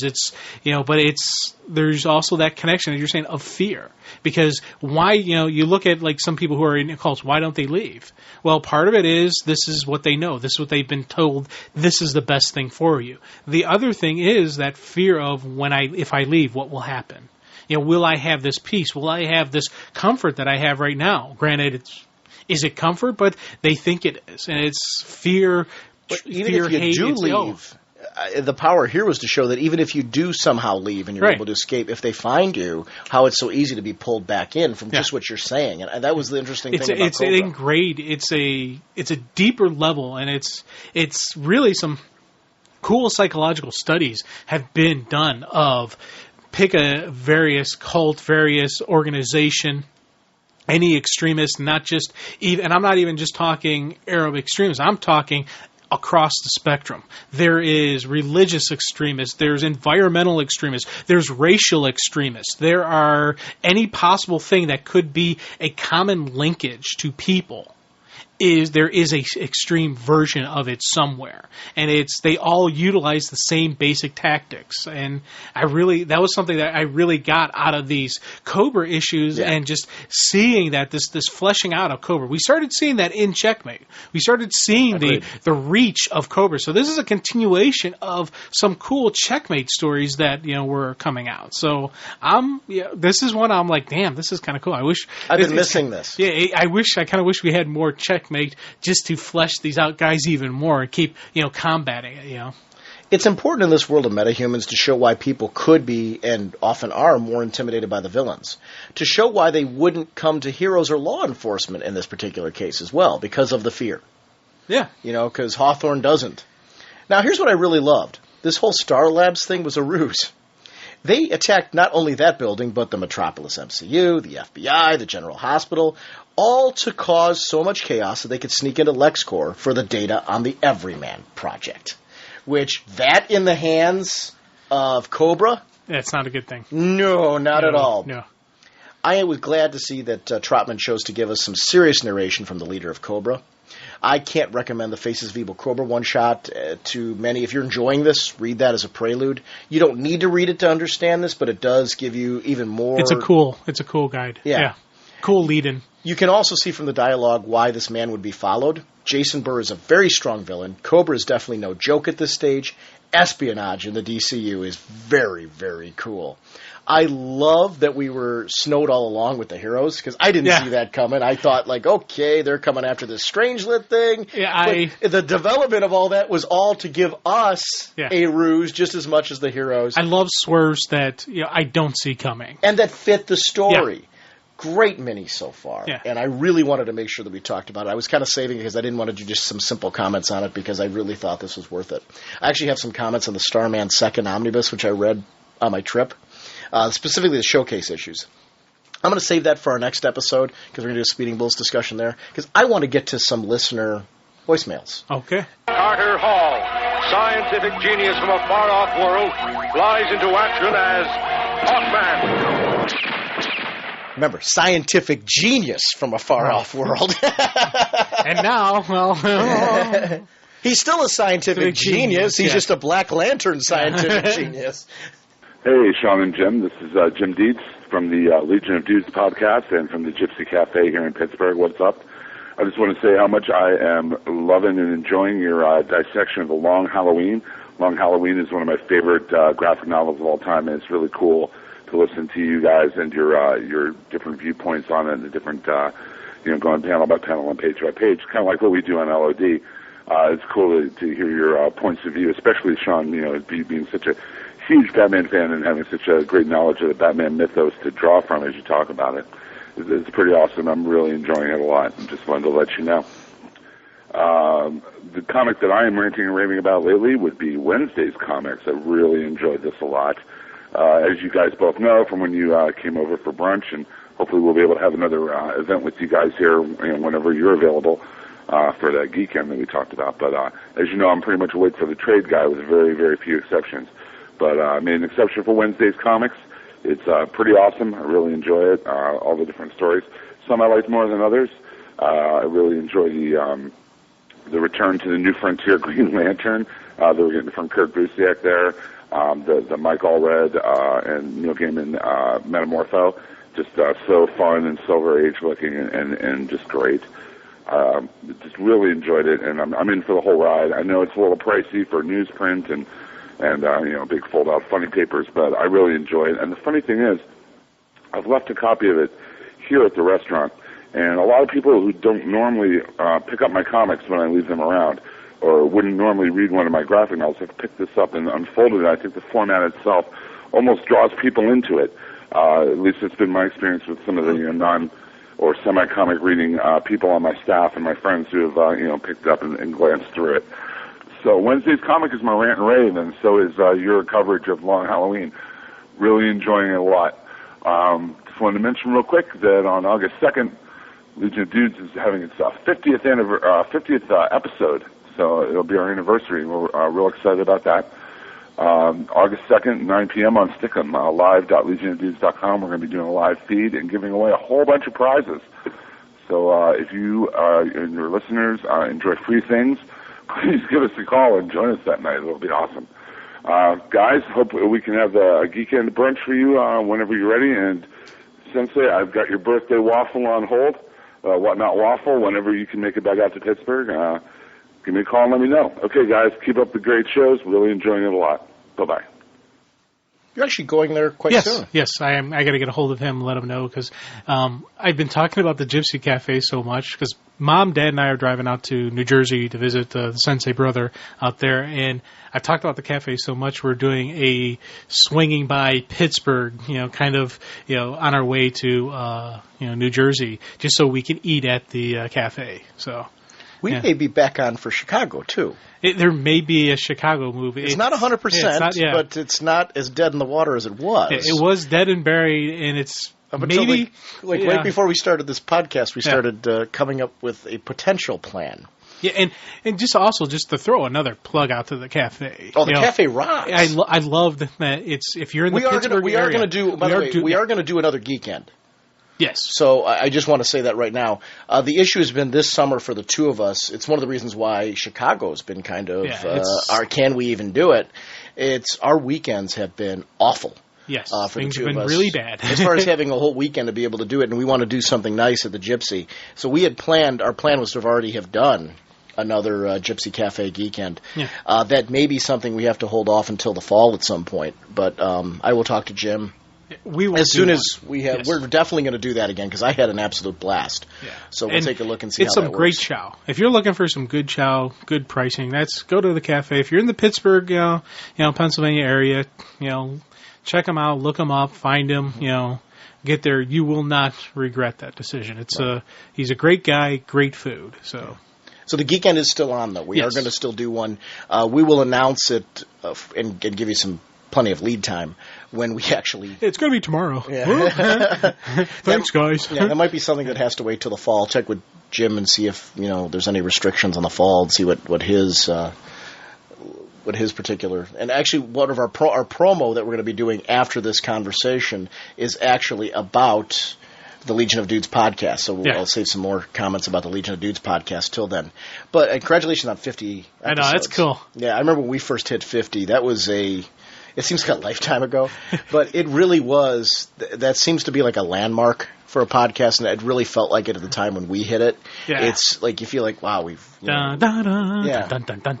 think you kind of survived at that point. You've kind of like gotten into your groove. You've survived. You kind of know who you are. You're going to keep doing it. Yeah. You're going to keep doing it. I want to talk just casually about Wednesday's comics. I was going to talk about it as... we were doing our Speeding Bullets segment, but then I remembered that Jim had mentioned in his comments. This is something, it's interesting for me, the storytelling, because I love it. I'm enjoying it when it comes out every week. The stories are just developing now. They're just starting to get developed. I like the variety in them all.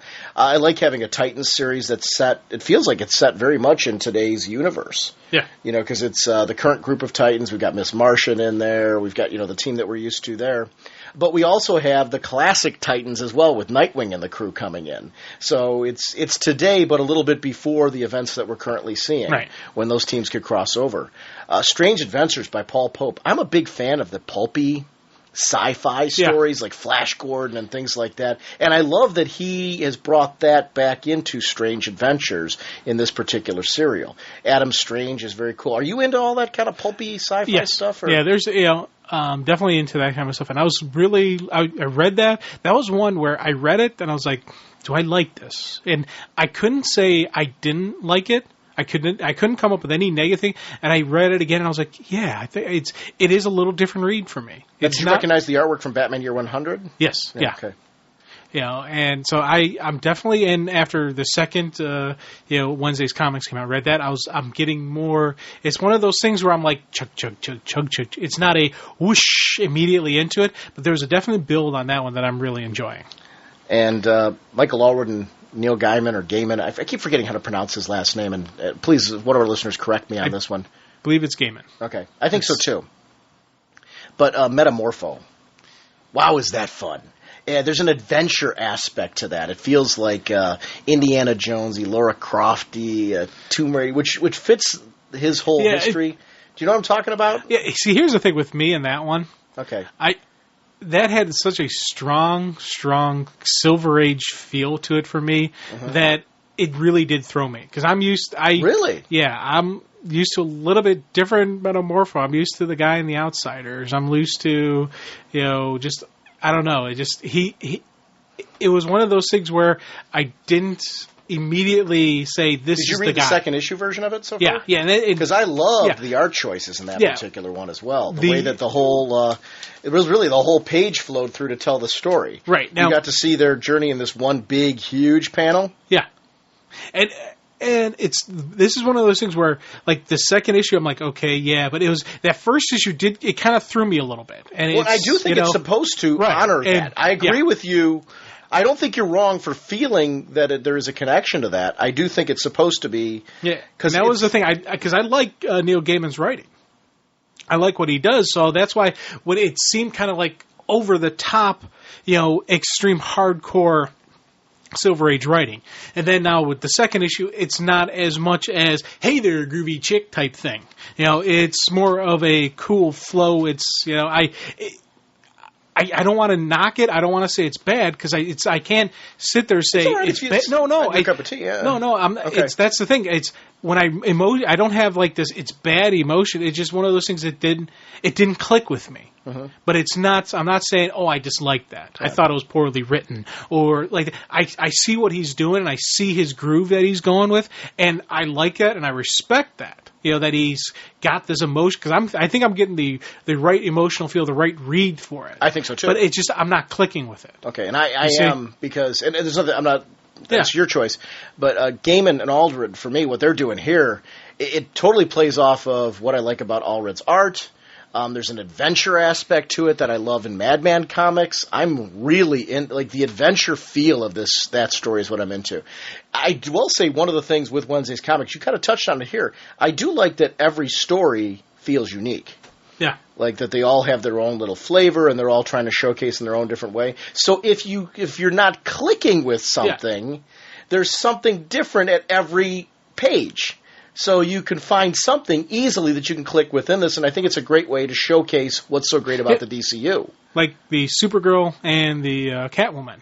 Those are the two. I'm really digging those. I really like what I'm reading. Well, Catwoman and the Demon. Right, Catwoman and Demon. Yeah. But, I like those two things. Really, that pulls me in for the story that I'm getting out of those. There's some that I'm like, chugging along. Maybe, those pulled me right in immediately. I was like, I think this is going to be a cool story. I think this is going to be fun. Wonder Woman was one where I needed the second issue to start getting more into it. Yeah, definitely. Because now I'm realizing this is before she even goes through the contest. And I like that aspect of it. We get to see a younger Diana. And I will admit the artwork on the first time I read the Wonder Woman did throw me a little bit. That the style that it was. I'm into it now. I'm with you. You and I are totally in sync on that one. I'm liking it more now. I wouldn't say I'm into it, but it's like I'm not saying I dislike it. But I'm more into it after 2 issues. I'm betting after 3, 4, I'll really be going, okay, I see the groove they're going here. What I'm starting to notice with the second one is that the artwork is matching the era that it's set in. And it is definitely more of a feel of this is an Amazon, set in the Amazon world. And we're playing more into the dream state that she's kind of in. Yeah. Which is kind of an interesting little twist. What did you think of Metal Men?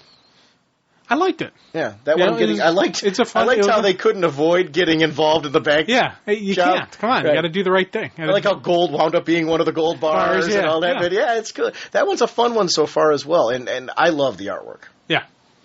That was Jose Garcia Lopez. Yes, definitely some sweet artwork. Yeah. And hey, you got a Hawkman where Hawkman's alive. Oh, yeah, I do. I love that it was the biggest circle on the second issue. Well, of course. Yeah, which is the way it should be. It was kind of fitting that it was this week. That was the throw you a bone. It is fun to read. Like, it's fun to open this up fully. Yeah. I will. You know what annoys me? It's a minor annoyance because I love it.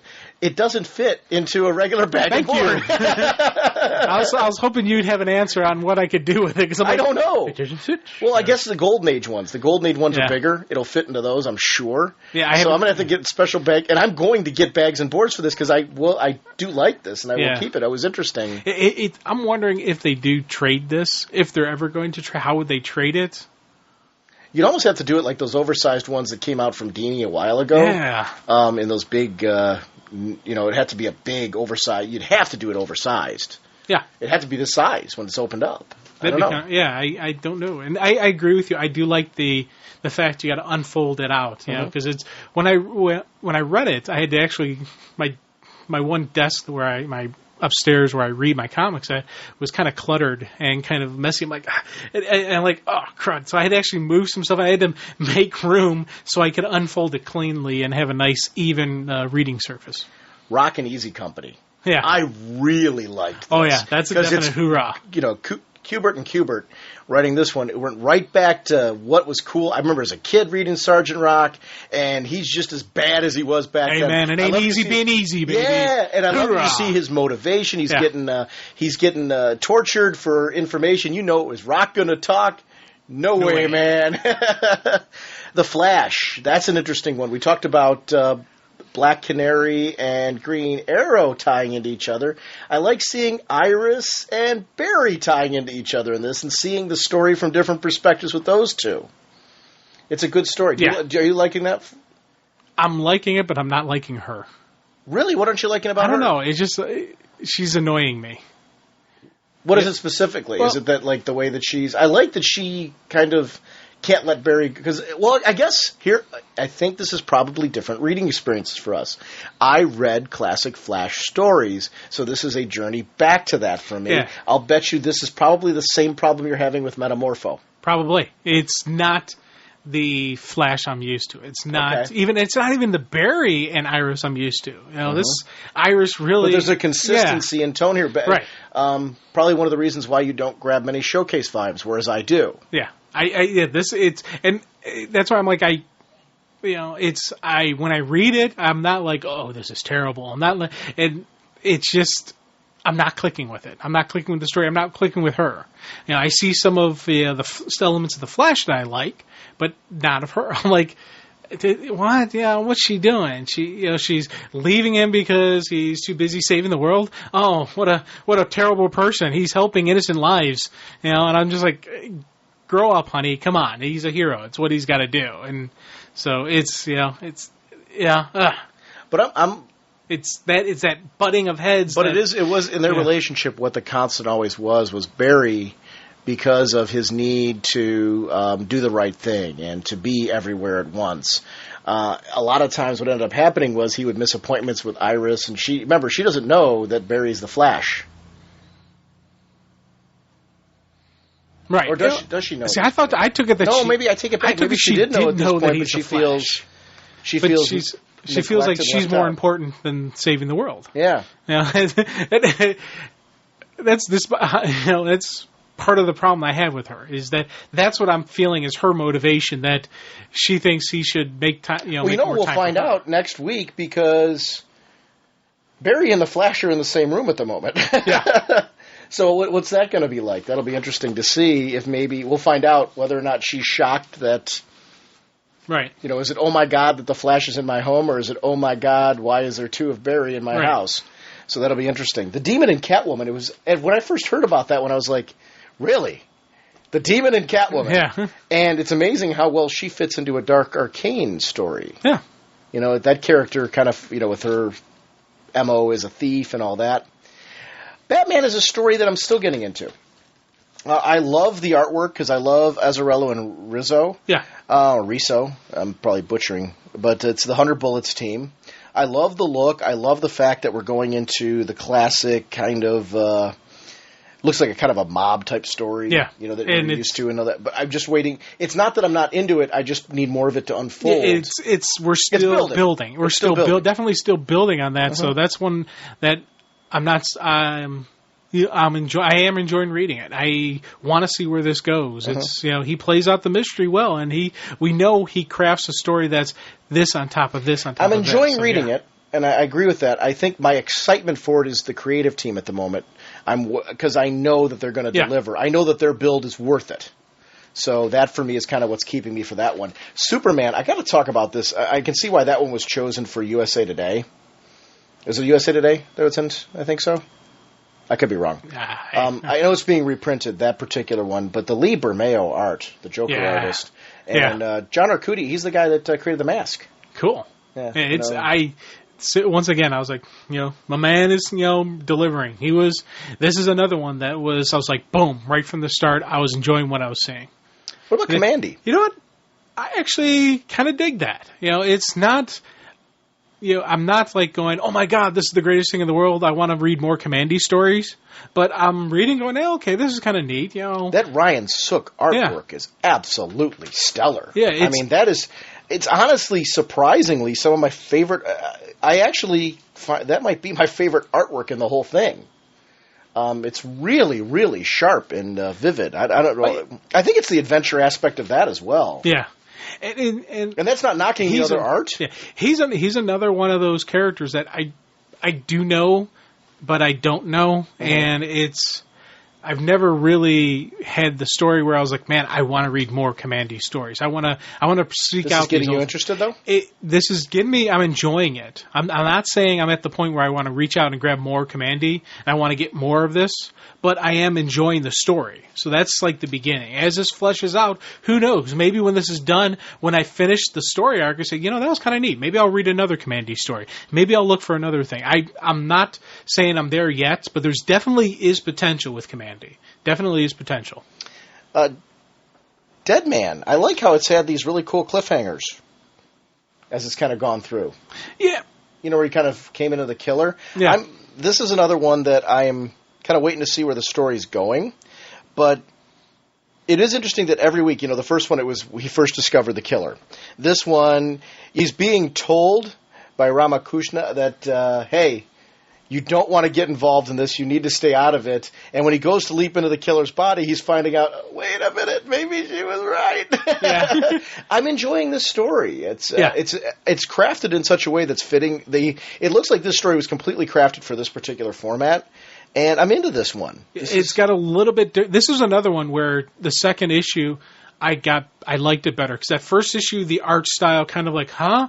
And then as I'm seeing the artwork is part of the storytelling element, I'm like, okay, I see what they're going with it. I see the crafting behind this. And so I appreciated it and enjoyed it more on the second issue. Yeah. And this is what I know that, the build to the killer reveal was great. This one, the build towards why is Ramakrishna keeping him away. I'm curious to see how this goes with the momentum. Green Lantern. Yeah. The first issue was a real builder. It was just laying down the bricks. Yeah, because we didn't see Green Lantern until the last panel, right? Yeah. Right, so it was Carol Ferris. We saw Carol Ferris and all the Ferris Air people as they come into the restaurant and whatnot, and so we do get to see a little bit of Hal here. So I was actually the comparison to New Frontier is definitely a strong yes. Yeah, I was glad that we finally got to see some Hal action in this one, and we're still getting a build of the story. What is this fungus that's kind of working at this point with Dill? Obviously, it's something from outer space that's been brought back home. Yeah. So I don't know. So far, I like this. Definitely, that's laying the groundwork for what seems will be a really, really cool Green Lantern story. Now, actually, I take it back. My favorite artwork. Wow. Kyle Baker doing Hawkman was really cool. Yeah. I remember on our forums a while back, we had somebody put up a preview posting that Kyle Baker put on his site of this art, and where this, like kind of a little teaser of Kyle Baker kind of playing around with Hawkman. And I really like seeing Carter in any capacity at the moment. Yeah. Now, how did you like that he was coming in with all the birds? Because I remember you didn't like that aspect of it, that he can talk to the birds. I liked it. I always did. But did that bother you, or was it something that in this particular case... Because he brought backup. Yeah, he brought backup, so that was kind of neat. But the thing that got me with the birds... Because that's pretty vicious. Yeah, oh yeah. Hey, you know what? That was good usage of the birds. Okay. Yeah, I'm giving full credit from that. But I did laugh, in the sick, twisted way that when the initial were flying into flying up to the plane, they're going in such high altitude that the birds couldn't fly. They were passing out and falling to their death. Mm-hmm. So he's like, come on, charge, and they're all dying, and some made it, some didn't, and I was just like, I kind of have an issue with you, just ordering all the mindless birds to attack when most of them are going to die, and most of them won't even make it to there. How do you know they didn't wake up on the way down? But a bird, if they're free falling, they can't steady themselves. Birds. These are super hawk birds. No, these are just birds, dude. These are just birds, How do you man. know? How do you know? You look at them. How many just birds do you know that burst through the windows of an aircraft? Well, after the first couple die splattering, they crack the windshield. That's the part you don't really see is how many sacrifice themselves to crack the windshield. Remember last episode we were talking about that other guy. Those are that other bird. Yeah. they send them in first. You can be the hero. Go ahead. We finally got rid of that other bird. They're also the ones that are dropping. Right. Yes, we go with Hawkman. We get rid of that other bird. Tell them to go just a little bit higher than we do. We'll stay just down a little bit lower. Yeah. They're getting rid of that other bird. Yeah. This ending line is great for me. I actually agree. What you're saying is like, okay, I kind of get it. The birds, the birds should be a little ticked with him. It's kind of like Aquaman and the fish that kind of become expendable. But honestly, hold on. Aquaman, I personally never really seen where he just threw the. No, I'm not saying he just threw, but the fact that the fish do often get hurt, assisting him. You're right. He doesn't just. You think? Well, Hawkman wasn't deliberately. He was hoping that they could all make it. I don't think Hawkman went up there with the intention of saying, hey, we're going to go up and some of you aren't going to make it back. Yeah, I don't think he maliciously thought that, but, you think about it, he's got to know that the birds can't hang at that high altitude. That's a good point. Yeah. I liked this line at the end. Your companions are dead. The rest of you will envy them before I'm done with you. Yeah. And...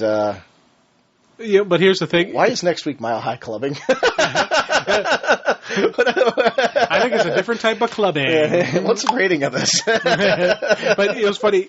With all my issues I had with that final line, I was like, okay, this is cool. Yeah. That did save it for me. And so you think the birds are angry with Hawkman? Well, I don't think they're angry. I think I think it's the cult type mentality. They're like, yeah, we're doing this for Hawkman. Hoorah! He's not a bird, but he's one of us. I gotta admit, I'd be up there with him. Yeah, see, I think I'd be more like, have fun, Norge. Okay. Tell me how it turns out. I'm going to stay down here where the air is breathable. I'd be with my friends, and we'd be doing droppings on you. That you would. Or actually, maybe you drop on me. Yeah. Well, you're right. That's a possibility. Yeah. That would be only if I'm that... And honestly, admittedly, if I was traveling around with Hawkman, he'd be saying... All right, who brought him around? I would be that other guy. You're the other bird. Oh, that's true. If I were a bird in this particular You're the other bird. Case. Yeah, I'm glad he brought up this Wednesday's Comics because it's something that it's a neat thing. It's interesting one to talk about though because a lot of the stories are building. I don't think that's a problem. Because it's a 12-issue or 12-week delivery. I kind of wish in a strange way that this was an ongoing as an anthology title. Yeah. Because the reason why I'm saying that is we're exploring certain characters right now. It'd be interesting after this is over that maybe not all of them have to have their stories in the same spots, if you follow me. Yeah. And I think that's going to happen as it goes on, where we see different stories are reaching different points in their storytelling. So you get kind of a mixture of building and crescendos into the story. I think that's when it's going to get really interesting. The artwork, I think, is really sharp, though. It's funny. I guess I thought the newsprint would cause the artwork to suffer. And the colors, but they're doing a really good job of crafting this in a way where it doesn't really seem to be. Jim, what is your absolute favorite? Do you have a favorite? Probably Superman. To be honest, it's probably the Superman. With Supergirl being very close there. I'm digging the Supergirl. I'd definitely say Superman's probably my favorite. Mine is Hawkman, obviously. honestly, it's Hawkman, that last line in issue 2. That did save it for me. That was like for me, whoa, Hawkman. But it was great to see him up there again. But I honestly want to give major props to Metamorpho. I'm honestly going to say Metamorpho. Okay. I'm pretty tired. I love the artwork of Michael Allred, and I loved how they're kind of playing around with this format. And I love that full use of the full page. It's something that... I do. That was very clever and very creative. I definitely liked the second issue more than the first. Yeah. And part of it was because of that flow-through. That was a cool thing. I like with these weeklies that they're continuing the experimentation. My new word, experimentation. The experimentation aspect of this whole thing. It's pretty cool. Thanks for the call, Jim.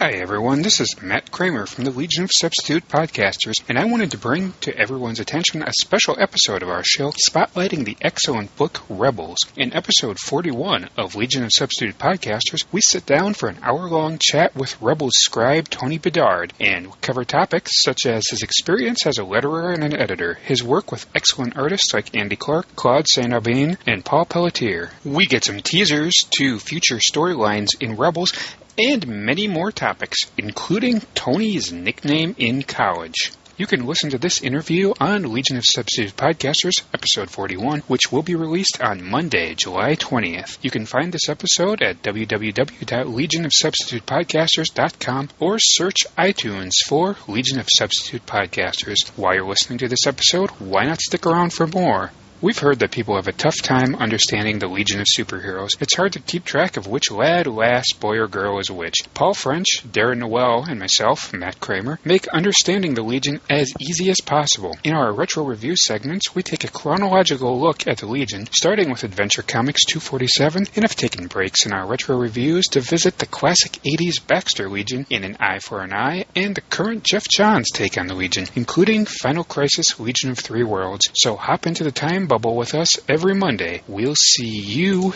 in the future. I'm a complete idiot. Because I was saying before that we had a Legion of Dudes promo. I wasn't even thinking. And I was going to go back and edit it, but I'm like, I figure if somebody right now is probably already chuckling because they caught my mistake, and it's probably funny, for somebody to go, geez, Sean, you're a moron. Yes. I am a moron. So we actually had two great podcasts. Legion of Dudes, which do these very similar to what we've done since the beginning. It's a roundtable group that does in-depth explorations. They did the Watchmen exploration, which was very, very cool. And then we've got the Legion of Substitute Podcasters. It's a Legion of Superheroes podcast, which is really fantastic. Tony Bedard is doing Rebels, which to me is a series that since its beginning has had this really interesting build to the current issue, which to me, I really feel that anybody who's stuck with it at this point is now completely satisfied with where this has gone, because everything's kind of come together and you kind of understand what they've been doing all along. I don't want to say too much right now because I want to talk about it a little bit more next episode. Listen to their interview. I think it's going to be really great. And I apologize to the Legion of Dudes and the Legion of Substitute Podcasters for getting that wrong. Links to both will be in our show notes. I thought it's always kind of funny because I used to do whole little blooper reels on your flubs, so I figured, let's keep my flub in. And we kind of all laugh and joke about it. That was funny. Yeah. Remember, our voicemail line is 1-440-388-4434. We love having your comments on the show, whether they're quick comments, more long comments, whatever you want to do. Your being a part of the show is awesome for us. Our email address is ragingbullets@gmail.com. I have a couple of emails that I have to get to yet. We had a funny one from listener Stephen King, who just sent one in. Did you get to see that one yet? No. I was talking about how I was very, very pro-creator. And he just announced that he felt that he was connected with me because he's very into procreation as well. Which that wasn't what I meant, but it was funny because the way he set it up, it made it sound like he was going to go into this big little stretch about how he's into creators and I finally connected with you and all that stuff, and he totally hooked me in with that one as well. But anyway, we love having your comments and commentary, and we are on Facebook. We are on Twitter. I'm very behind on Twittering. We're also on MySpace, so we're in all those places. Yeah. The best place to catch us, though, is on the forums. We do have our own forums, so definitely check out our forums. And the website. I update the website regularly. That's ragingbullets.com. Very easy to find, and I update it regularly. And we do have columns and where's what not nows and all kinds of things up there that are regularly updated. So definitely poke around the website and enjoy it. And if you have anything you want to add to the website, please send them to ragingcontest@gmail.com. They do go towards you coming on the show and joining us for a segment. For tomorrow is going to be that next segment in 2 weeks.